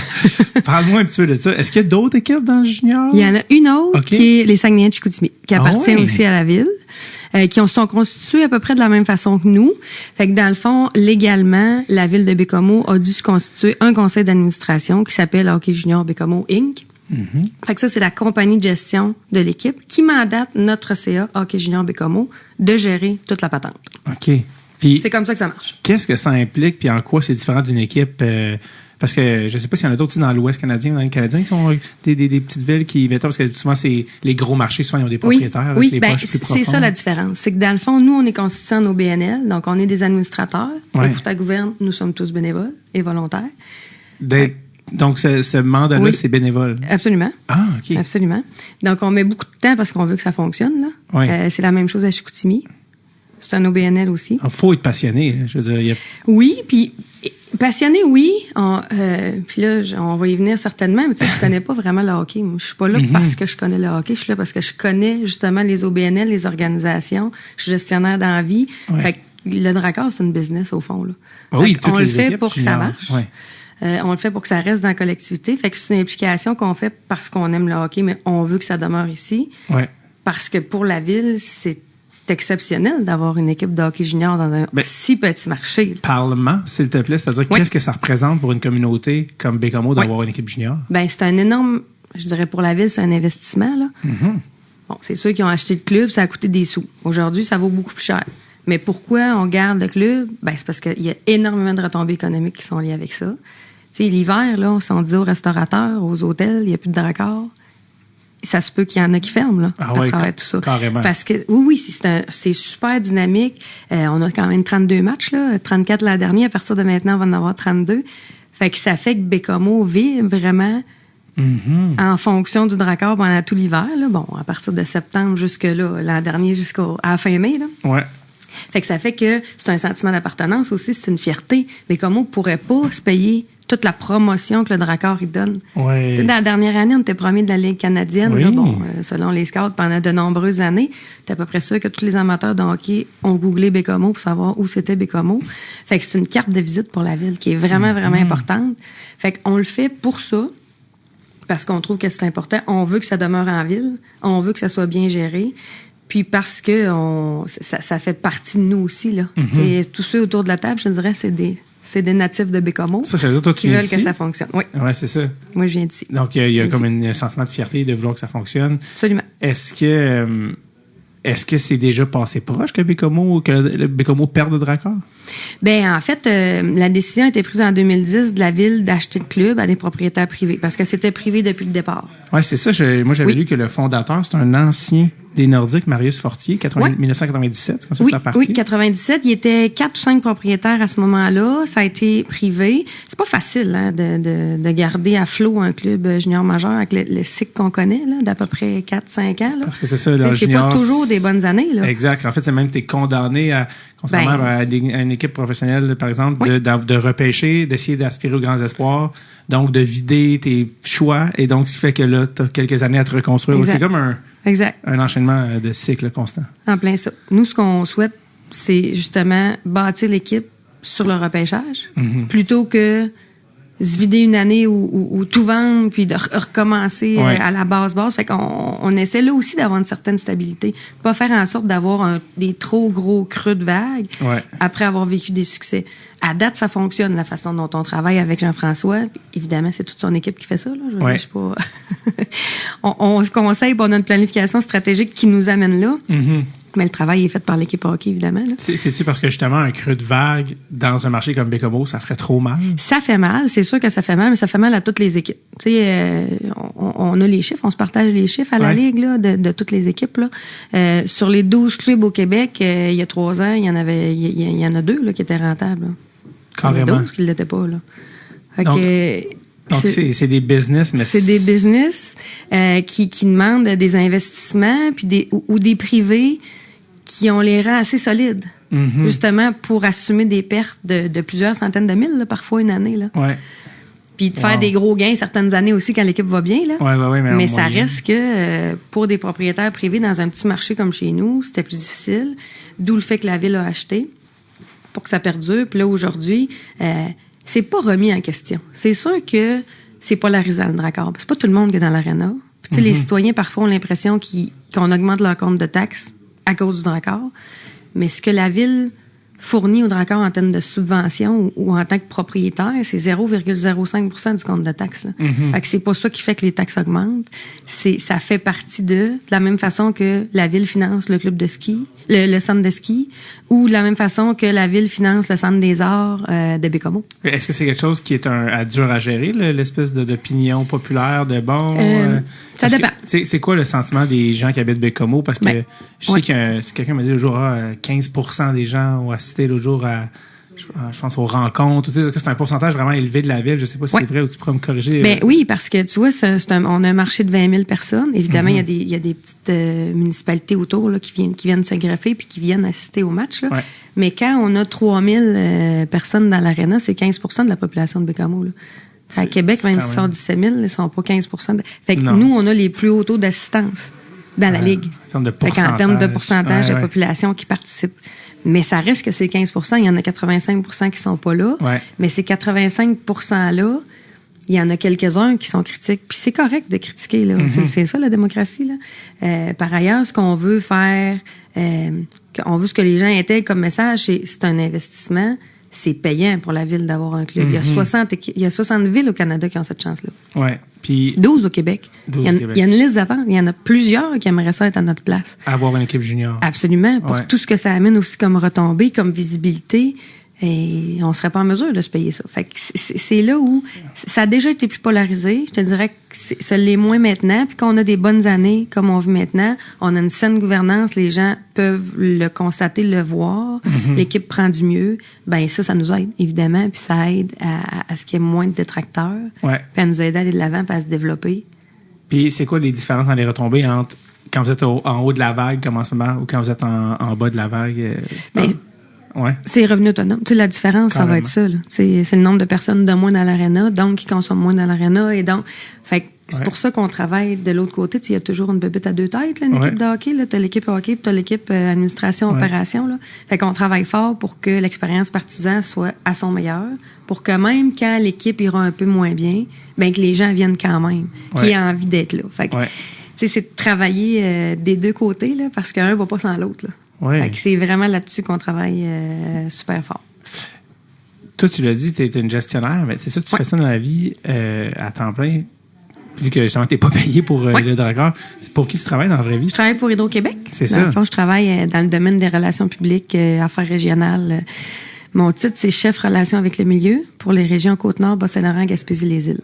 OK. Fait que je gère, j'ai des conseillers, j'ai une équipe qui est répartie dans tout ce territoire-là. Puis nous, dans le fond, on parle avec les élus, les MRC, on est porte-parole, on travaille avec les associations de villégiateurs, les chambres de commerce. Fait que dans le fond, je fais de la politique, là, à journée longue. Ouais. Puis c'est une des raisons aussi pourquoi je suis là, présidente du CA du Drakkar, parce que ça reste quand même très politisé comme travail, là, comme ce que j'accomplis avec le Drakkar. Fait que c'est la raison pour laquelle j'ai eu de l'intérêt au départ, mais qu'on m'a nommée présidente après ça là, au sein du conseil d'administration autour de la table. Puis comme présidente du CA du Drakkar, si on veut, y a-tu d'autres présidentes femmes d'équipe junior? Non. Au Québec, il n'y en a pas? Ou même dans la Ligue canadienne? Ou... Écoute, canadienne, je pourrais pas te dire, mais assurément que dans la JMQ, je suis la seule. T'es la seule? Oui. Comment tu trouves ça? Ben écoute, je trouve ça, j'allais dire flatteur, mais j'ai tellement été bien intégrée. Tu sais, j'ai jamais eu l'impression que j'étais pas à ma place. OK. Parce que dans le rôle, puis je connais mon rôle, puis je connais mes limites. C'est pas moi qui siège à l'Assemblée des membres. Dans la GMQ, c'est le VP qui est Félix Lefrançois. Lui, c'est un gars de hockey, il a joué 5 ans dans la Ligue, il connaît ça. Fait que c'est lui qui est là, c'est lui qui est crédible. Fait que je me place pas dans des positions où j'aurais pas la crédibilité d'être là, où je me sentirais pas légitime. Mais dans la gestion d'organisation, c'est ça que je fais dans la vie. J'ai une maîtrise là-dedans, ben à l'aise. Oui, je comprends, mais je te demandais parce que c'est tellement un milieu masculin, puis on en a, tu sais, je veux dire, c'est un, puis tu sais, je pense que t'es pas sans savoir que, tu sais, le hockey a eu une dure presse les dernières années, tu sais, il y a eu beaucoup de scandales dans le junior majeur, beaucoup envers, dont les victimes étaient des femmes. Oui. Fait que, tu sais, comme toi, comme présidente, comment tu vivais ça, tu sais? Ben, en fait, c'était une règle où on s'est donné cette règle-là de départ, là, avant même que j'y arrive. Là, c'est des discussions qu'on avait avec le conseil municipal à la ville. Il s'était passé des choses, ben c'est ça, là, médiatiquement, on en a vu beaucoup. Pour nous, c'était même pas une réflexion, c'était s'il arrive un événement, tu sais, on réagit, on le gère. Fait que, tu sais, on a un comité éthique. Si on a besoin d'intervenir auprès d'un joueur du personnel, on va le faire directement. Fait que ça, c'était une des conditions, tu sais, pour lesquelles, entre autres, j'allais être là puis j'allais m'impliquer. Okay. Mais ici, en tout cas, de tout ce qu'on sait, il s'est rien passé de grave. Je vais dire de grave parce qu'il peut pas ne s'être rien passé en 28 ans, là. Mais il y a des choses qu'on connaît pas nécessairement, mais on n'a rien eu à gérer de ce genre-là. Fait que c'est sûr que le fait d'être une femme dans ce milieu-là, je dirais, ça amène une autre perspective, là, parce que sans être tellement différents, les gars, les filles, tu sais, moi, c'est mes petits chats, là. Les joueurs, c'est mes petits chats. Le tantôt, je te disais Bernier, c'est parce que moi, je les appelle par leur prénom, je les connais toutes, là. Sans être en lien direct, mais je les croise partout. On fait des activités communautaires ou autres. Je trouve ça important d'être là. Je trouve ça important de les connaître aussi. Fait que ça fait qu'on a ce petit lien privilégié-là de proximité. Tu sais, ça pourrait tout être mes enfants, là. Fait que, tu sais, je leur dis des fois, c'est petits gars, c'est petits chats. Fait que, puis, on a ce genre de discours-là. Moi, je tiens ce genre de discours-là parce que me permettre de le faire, justement, parce que c'est des jeunes, bientôt adultes, parce que ça reste des ados, là. Oui.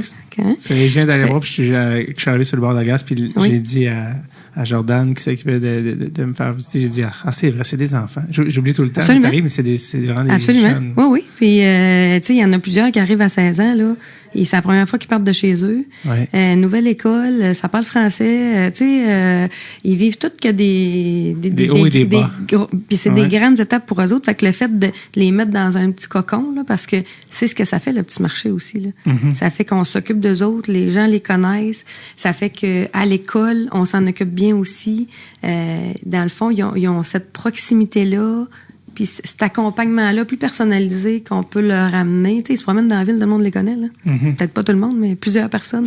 Fait qu'ils sont vus, reconnus, fait que ça leur amène une certaine pression, mais en même temps, ça peut être rassurant aussi d'être dans ce cocon-là. Là. Tu sais, c'est une protection qu'on leur offre aussi. Là. Tu parlais de communautaire, parce que c'est ça, les jeunes sont intégrés dans des activités, tu sais, comme comment c'est, parce que tu sais, leur mandat, évidemment qu'ils jouent au hockey, mais il y a d'autres volets à être un joueur junior. C'est vraiment quand on comprend tout ce qu'on demande à ces jeunes-là, là, on se permet plus de les critiquer. Ou de critiquer de mauvaises passes, ou tu sais, un mauvais but, là. Ces jeunes-là, ils arrivent, comme je te dis, là, ils sont je vais dire, parachutés, là, dans une autre ville qu'ils connaissent pas. Il y en a qui arrivent de Russie aussi, là. Il y en a qui, il y en a qui arrivent d'Europe, exactement. Ouais. Là, les nôtres sont tchèques, mais oui, ils arrivent d'Europe dans un endroit qu'ils connaissent moins, dans une famille qu'ils connaissent pas. On leur demande d'être bons à l'école parce que s'ils réussissent pas 2 cours dans une session, leur carrière junior va être remise en question, là. Fait que c'est une ligue scolaire. On s'en occupe aussi. C'est important qu'ils soient performants. Fait qu'il faut qu'ils performent partout. Puis en plus, ils sortent dans le monde, puis il faut qu'ils soient fins, puis il faut que... Fait qu'on leur demande tout ça, mais ça reste des ados, là. Qui peuvent avoir des fois des émotions contradictoires, mais ils peuvent pas se permettre beaucoup de ça. Fait que on leur en demande vraiment beaucoup. Mais dans le communautaire, je te dirais qu'on leur demande de le faire, mais ils aiment ça. OK. Ils aiment ça. Des fois, ils chicanent pour savoir c'est qui va venir, là, pour des sorties. Fait qu'ils vont dans les écoles, ils vont rencontrer des jeunes. On fait aussi du communautaire, du genre, la guignolée des médias, sont sur le coin des rues, puis ils ramassent les sous. Fait qu'on fait des choses comme ça. L'année passée, le camp, il y en a 12, je pense, que ça en fait raser à la tête. On a ramassé presque 10 000 pour le camp, pour ça. Ouais. Le scolaire, tu parlais du scolaire, ça me fait penser... Oui. Toi, t'es en poste depuis quelle année? 2020. 2020. Ouais, c'est ça. 5e saison. C'est ça, parce que Bécomo, puis le Drakkar, il y a le documentaire qui est junior, qui date de 2005, 6, 7, dans ces eaux-là. Là. Oui. D'ailleurs, j'ai reçu Benjamin Beau au podcast, puis j'ai reçu les réalisateurs aussi du documentaire. Puis Benjamin qui est en Australie là, maintenant depuis longtemps. Puis c'est un documentaire qui avait beaucoup marqué. J'ai aussi reçu Gilles Courteau. Bon bref. Puis c'est un documentaire qui avait beaucoup marqué à l'époque. Puis que je pense que beaucoup amené pas le Drakkar, la Ligue junior à revisiter leur position sur l'école, dans le hockey. Ça avait été beaucoup critiqué. Est-ce que tu sens, par rapport à ce documentaire-là, l'impact qu'il y a eu, même si, bon, t'étais avant poste plus tard, t'étais quand même là quand ça s'est passé. Oui. C'est quoi que tu sens qui sont les effets du documentaire, autant sur le Drakkar, sur Bécomo, que sur le scolaire ou le junior en général? Bien, je dirais que ça a toujours été pris au sérieux ici. Ça a toujours fait partie de nos valeurs. Fait que ça, à la base, on a gagné le Marcel Robert 4 fois, 5 fois. Ça, c'est le prix pour le joueur étudiant? Le prix pour le joueur étudiant de l'année. Fait qu'on l'a gagné, tu sais. Le joueur en question? Des joueurs, des joueurs l'ont gagné 4 fois.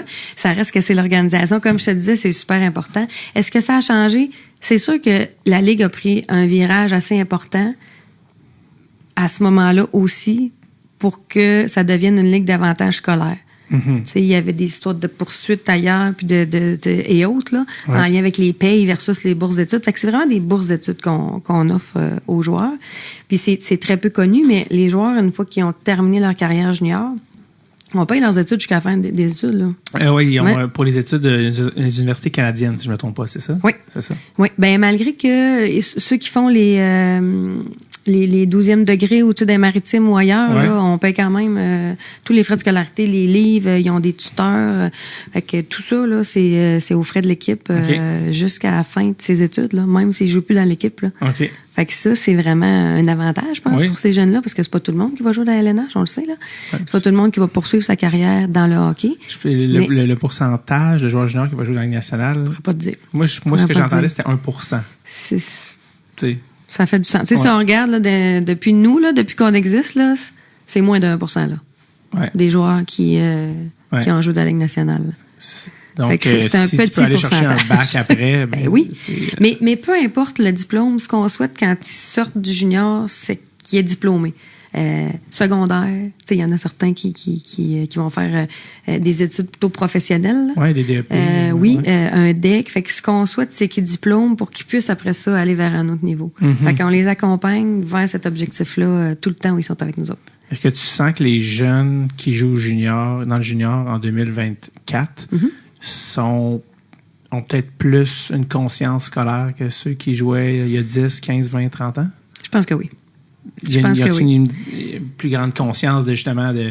Tu sais, il y a pas longtemps, les gens finissaient pas nécessairement leur secondaire. Tu sais, j'entends ça, je suis comme c'est comme. Mais nous, ils n'ont pas le choix. C'est ça. Ils n'ont pas le choix. S'ils vont pas à l'école, ils sont pas là. C'est une ligue scolaire. Bon. Fait qu'ils n'ont pas le choix d'être aux études. Exact. Est-ce qu'ils prennent tout ça au sérieux également? Peut-être pas.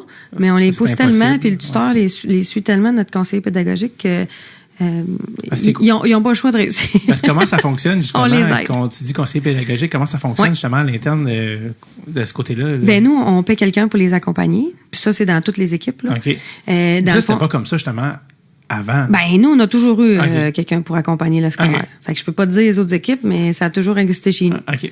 Fait que dans le fond, Tommy, qui est notre conseiller, il les accompagne de l'inscription jusqu'aux examens, jusqu'à la fin de l'année. Là. C'est-tu le prof au cégep? Oui. Tommy est brûlé? Oui. Oui, OK. Tommy est pas. Ben, il s'implique d'ailleurs. Ben, c'est ça, c'est que c'est avec lui que je vais faire mon soundcheck tantôt. Ben, c'est ça. Tommy, ben, tu pourrais y en parler, mais Ben Tommy, oui. il les accompagne. Tout le monde connaît Tommy. Fait qu'il suit si jamais il y a des enjeux avec certains profs, dans certains cours, par exemple, au cégep. Il va savoir s'il y en a qui sont en difficulté. Il va nous le dire. Fait qu'il y a des heures de tutorat, il y a des heures de. Fait qu'ils sont accompagnés à titre individuel, là, dans leur cheminement scolaire, là. Fait que Tommy, lui, c'est son travail. Évidemment, il travaille comme prof au cégep, fait que ça fait bien parce que la majorité étudie au cégep, là. Ouais. Fait qu'il peut les accompagner. Mais il est là pour eux si jamais ils ont des difficultés ou autre. Ça, c'est Fait qu'on s'assure qu'ils réussissent. les réalités d'une communauté. Le même gars qui est prof au cégep, Ouais. qui s'occupe du soundcheck à la salle de Ouais, spectacle et exact. qui s'occupe des joueurs C'est ça. de l'équipe junior. C'est Tu la sais, moi, je même- travaille pour Hydro, je suis Exact. CA du Dracard, j'ai fondé le festival au Grand Air, que t'as peut-être, que tu connais peut-être. C'est un festival d'humour ou c'est De musique. De De musique. On va être, ça va être notre 10e, fait que ça aussi, Ok. c'est bénévole. Puis je fais partie du CA du Centre scolaire de l'Estuaire, OK. dans mes temps libres. Mais c'est ça. C'est comme ça aussi, les petits milieux, des fois. Ouais, C'est mais que- ça invite à l'implication, par exemple, ça qui est positif, alors que Ouais. je pense dans des gros centres, ça invite on dirait, au désengagement parce que c'est trop. Tu vois ce que je veux dire? Alors Oui, que je ça, comprends. ça mène à l'action. Je comprends, exactement. Puis il y a de la place pour ça, tu sais. Dans Ouais. nos milieux ou dans des petites collectivités, tu sais, moi, j'avais un job de senior à 24 ans, là. Parce que, justement, Ouais. on est dans un petit milieu, il y avait moins de... En restant tu sais, chez vous aussi. Ben, exact. Fait que Exact. là, c'est le réseau. Tu sais, de s'impliquer, ça amène un réseau, ça amène... Je sais pas si t'avais on des connaît primes tout le monde. d'éloignement, puis t'étais comme, moi, je suis contente, je suis chez nous. Tu sais, il y en a qui ont ça des fois. Tu pourrais retourner en région, t'as une prime Ben, en d'éloignement. fait, moi, mais j'ai eu un c'est- crédit d'impôt quand je suis Bon. revenue après mes études de 8 000, je pense. Bon, tu vois. Aujourd'hui, je sais pas si ça existe encore, mais à ce moment-là, je suis revenue à habiter à Bécomo, puis j'ai eu une prime. Ça, toi, t'es allé étudier où? J'ai étudié à Chicoutimi, Montréal. Chicoutimi, Montréal, OK. Parce que j'ai des amis médecins maintenant qui retournent travailler en Gaspésie, Oui. d'où ils viennent. Oui. Mon père vient de Gaspésie, puis c'est quand ils ont pris un éloignement, mais eux, ils retournent chez eux, fait qu'ils sont Oui. vraiment contents. Ben, De- tant mieux. Oui, exact. il y a des besoins, Oui, tant mieux. exactement.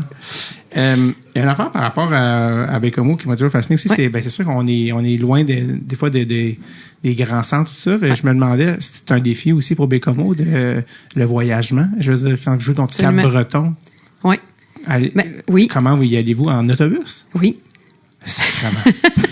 Je suis brûlé, juste y penser. Mais y a-t-il des endroits où vous allez en avion? Seulement pendant la série. OK, fait que mettons que vous jouez contre... Puis l'année passée, le 3 rondes de série de Maritime. C'était contre qui? C'était contre Halifax, non? C'était On a joué contre... Hey, mon Dieu, on a joué contre Moncton, sûr. Moncton, oui, OK. On a joué contre...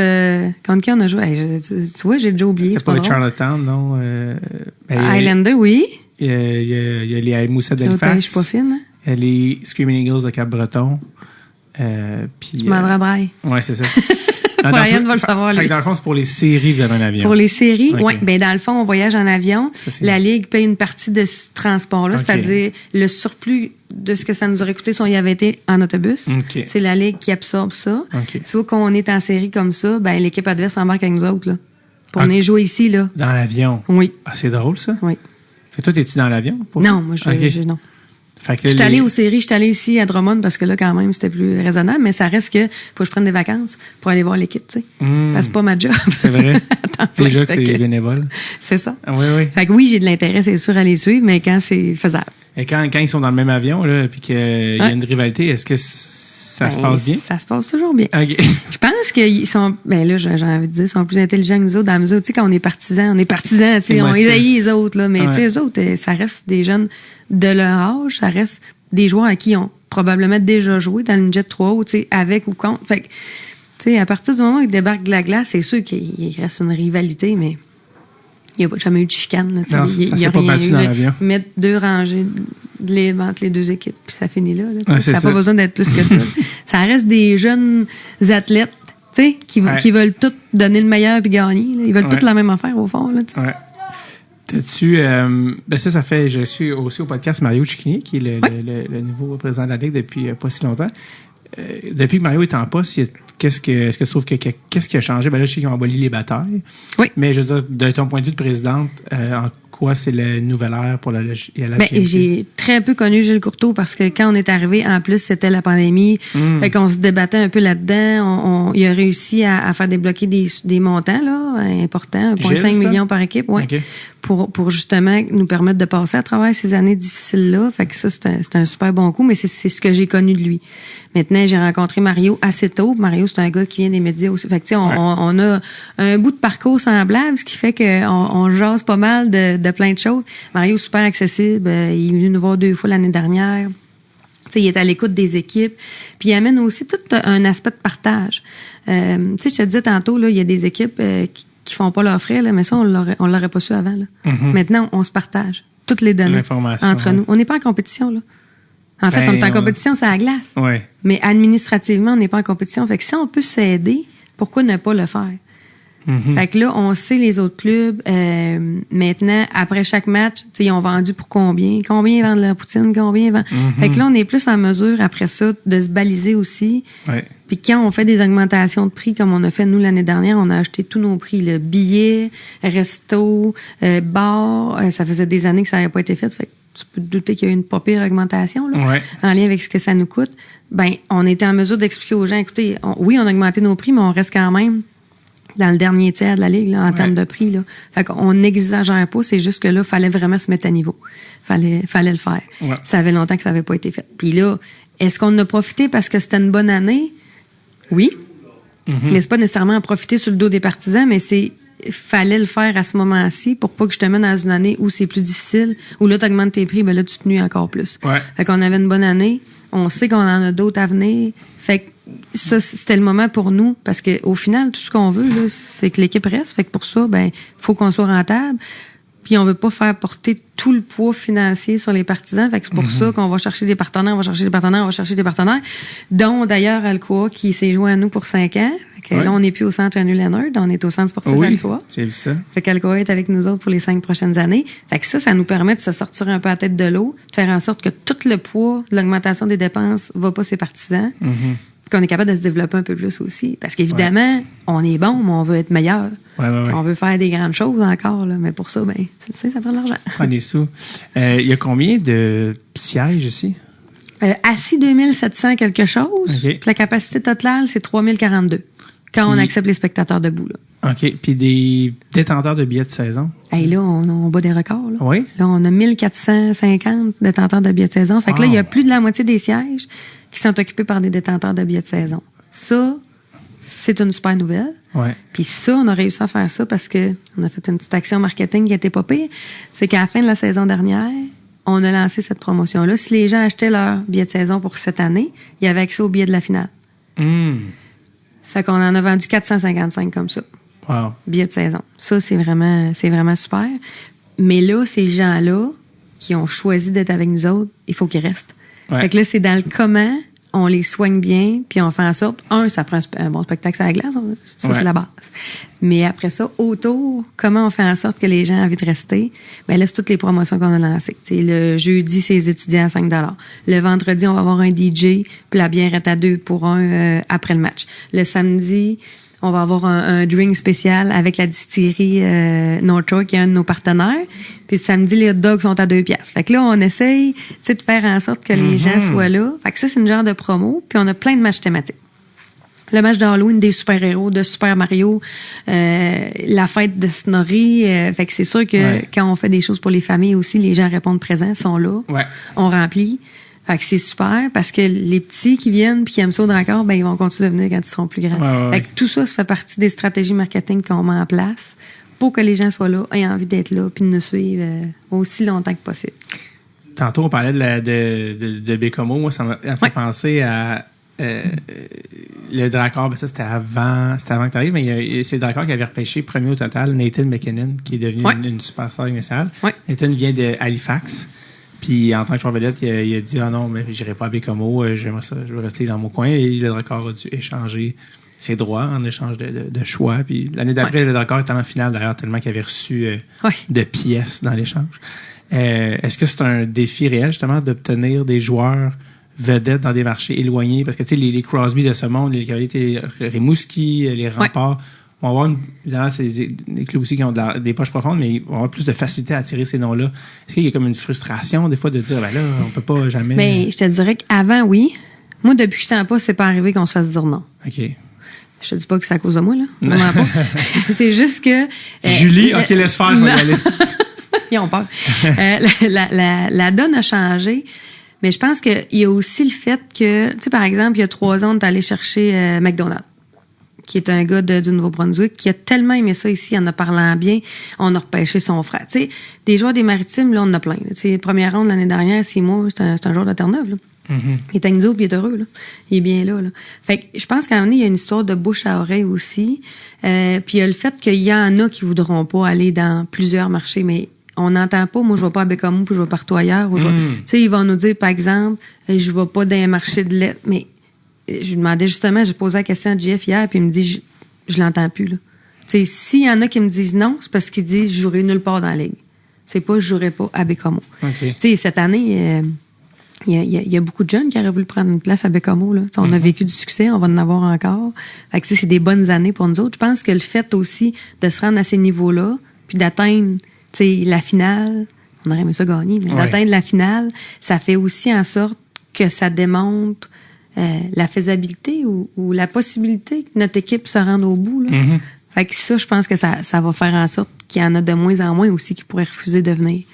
Mais là, l'enjeu, c'est que y a des joueurs qui veulent pas jouer dans la ligue pour conserver leur éligibilité pour les États-Unis. Exact. Ça, c'est un enjeu. Ça a été un enjeu pour nous autres au camp, mais pas juste dans notre équipe. Fait que c'est pas Bécomo, c'est vraiment junior majeur. Il y a eu des rumeurs cette année, mais c'est des rumeurs qui reviennent souvent. Je vais éternuer. Oui. Mais qu'il y aurait peut-être un changement des règles à la NCAA pour permettre aux joueurs... Oui. Mais ça, on l'a entendu souvent dans les années, mais des gens à qui j'ai parlé, c'est très complexe au niveau de la NCAA pour que ça change réellement. Est-ce que tu penses que ça va changer, ces règles-là? J'espère que ça va changer. Okay. Tu sais, il y a eu une assemblée des membres hier, c'est ce que Félix nous disait, puis ils en ont discuté. Tu sais, ça a été discuté parce que cette problématique-là, tu sais, il y a certains camps, là, puis je les nommerai pas, mais qui ont été obligés de changer toute leur stratégie. T'es pas capable de faire de match intra-équipe pendant le camp. Tellement qu'il y en a qui sont partis avec le fameux 48 heures. Fait que c'est un réel enjeu. C'est ça, la règle, c'est que t'as pas le droit d'être 48 heures dans un... Ils ont pas le droit de jouer de match hors concours pour garder leur éligibilité. Exact. Fait que ça, c'est un enjeu. Puis ce qu'on prétend, nous autres, c'est que les jeunes sont mal conseillés. Et par des agents qui sont nouveaux dans le domaine ou qui agissent de certaines façons. Ou les parents comprennent pas nécessairement c'est quoi exactement l'éligibilité. Je leur dirai pas. Mais bref, ça, c'est pour ça que la discussion se fait auprès de la Ligue aussi. Est-ce que la Ligue peut aider? Est-ce que les agents devraient être accrédités? Fait que, tu sais, il y a un paquet de choses, je pense, qui peuvent être faites. Puis même auprès de la Ligue, est-ce que quand il y a le Challenge 3 ou quand il y a certains tournois où on sait que les jeunes prospects sont tous là, la Ligue devrait-elle être là pour expliquer qu'est-ce que c'est la Ligue hockey junior versus la NCAA? Tu sais, est-ce qu'on devrait faire un petit peu plus, je vais dire d'éducation, là, mais pour que les gens comprennent bien, parce que un parent avec un jeune de 15 ans, je veux dire, c'est un parent qui a un jeune de 15 ans, là, il n'y a pas tout ce bagage-là nécessairement, il n'y a pas tout nécessairement la bonne information pour prendre les bonnes décisions pour son enfant. Fait que c'est ce bout-là, je pense, qui va changer ou en tout cas, sur quoi on tape sur ce clou-là, plusieurs équipes, justement, pour essayer que ça change. C'est quoi la chose dont tu es le plus fier depuis que tu es en poste à Bécomo? C'est une bonne question.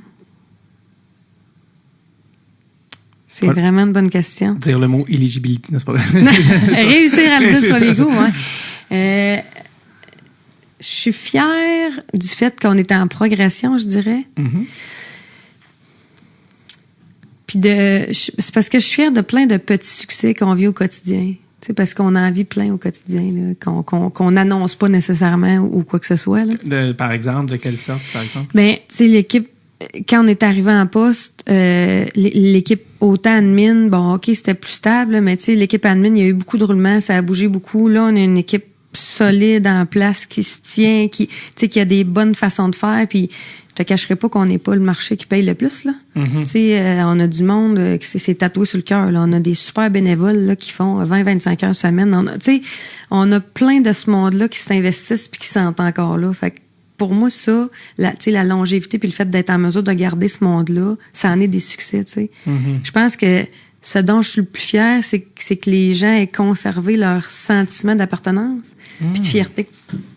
Ce qui est pas peu dire. Ce qui est vraiment énorme, là. Ouais. Pour une organisation comme la nôtre, là, c'est essentiel que le monde y croit, tu sais, parce que, comme je te dis, on paye pas le plus, on n'est pas...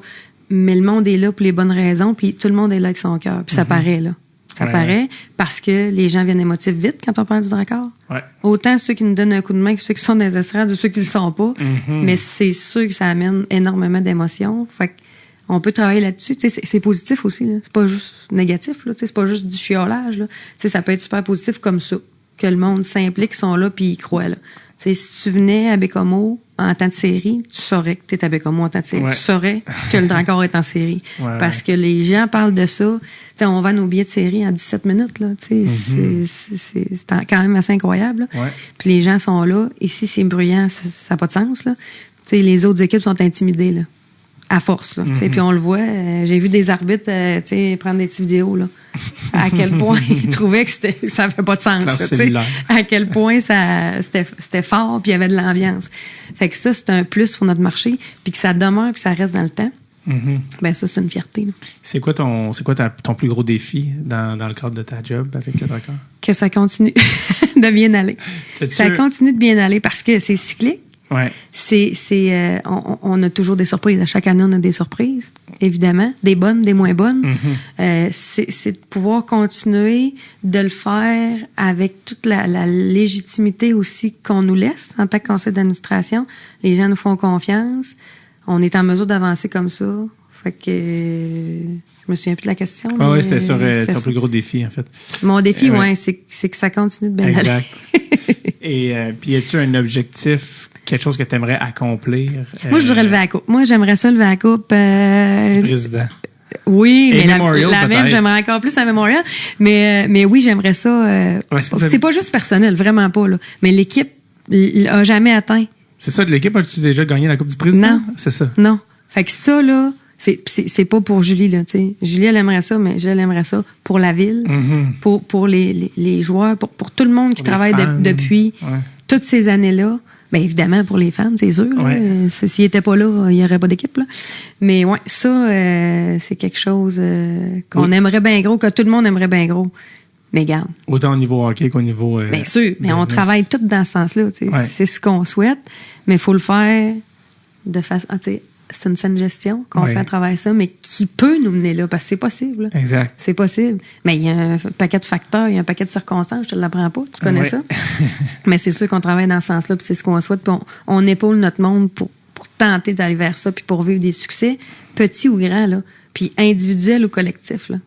Vous avez sensiblement la même équipe l'année passée. Avez-vous perdu des gros morceaux l'année passée puis cette année? Ben, en fait, Justin Gill a marqué 100 points l'an dernier. Okay. Fait que Justin, lui, est chez les Highlanders présentement. Okay, fait que Justin, c'est un 20 ans. Là. Il était bon. Ouais, fait que Justin est parti.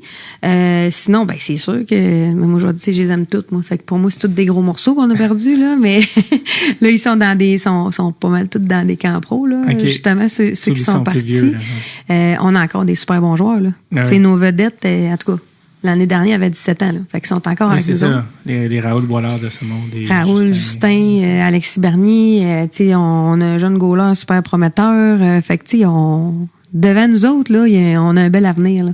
Fait que c'est sûr qu'on travaille dans ce sens-là. Mais oui, il y a plein de nouveaux aussi. Là. Plein de nouveaux beaux jeunes qui vont devenir des petits qui vont devenir des matous. Oui, c'est ça. Ben, merci, Julie. Mon Dieu, je regarde, on a tellement filé d'un sujet à l'autre. Je me dis, j'ai l'impression qu'on a pratiquement... Y a-t-il des trucs desquels on n'a pas jasé que tu dis, mais ça, il faut que je parle de ça par rapport à...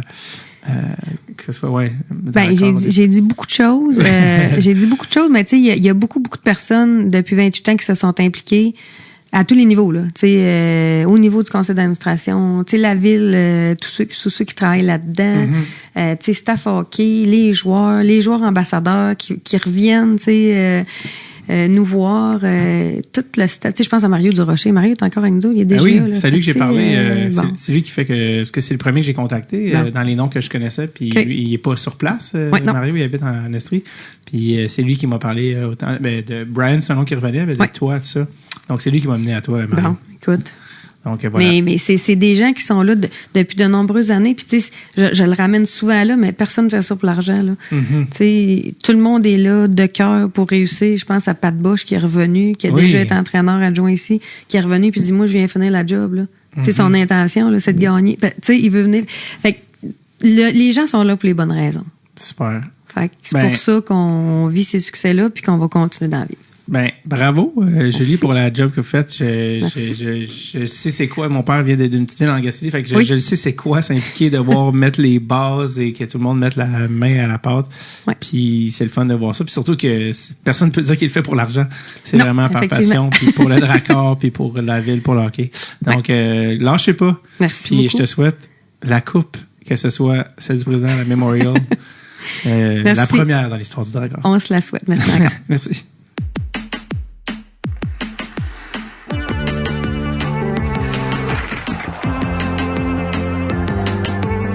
Merci à Brian et à Julie d'avoir eu la générosité d'arrêter au podcast. Merci également à toute l'équipe du Dracor de Baie-Comeau. Un shout-out tout particulier à Jordan Robert, qui est le responsable des communications, qui a été un joueur clé dans la transaction, qui a permis de faciliter vraiment les enregistrements, le fait que tout ça arrive. Donc, merci énormément à Jordan. Merci encore aux gens de Baie-Comeau qui sont venus voir le spectacle. Ça a été un réel plaisir. C'était la folie! Dans l'ouvre-boîte culturelle, une salle que j'adore. Donc, merci à tout le monde. Très hâte de repasser à Baie-Comeau sur la Côte-Nord jouer mon spectacle. Sinon, je vous dis à la semaine prochaine, les amis. Have a good one. OK? Bye-bye now.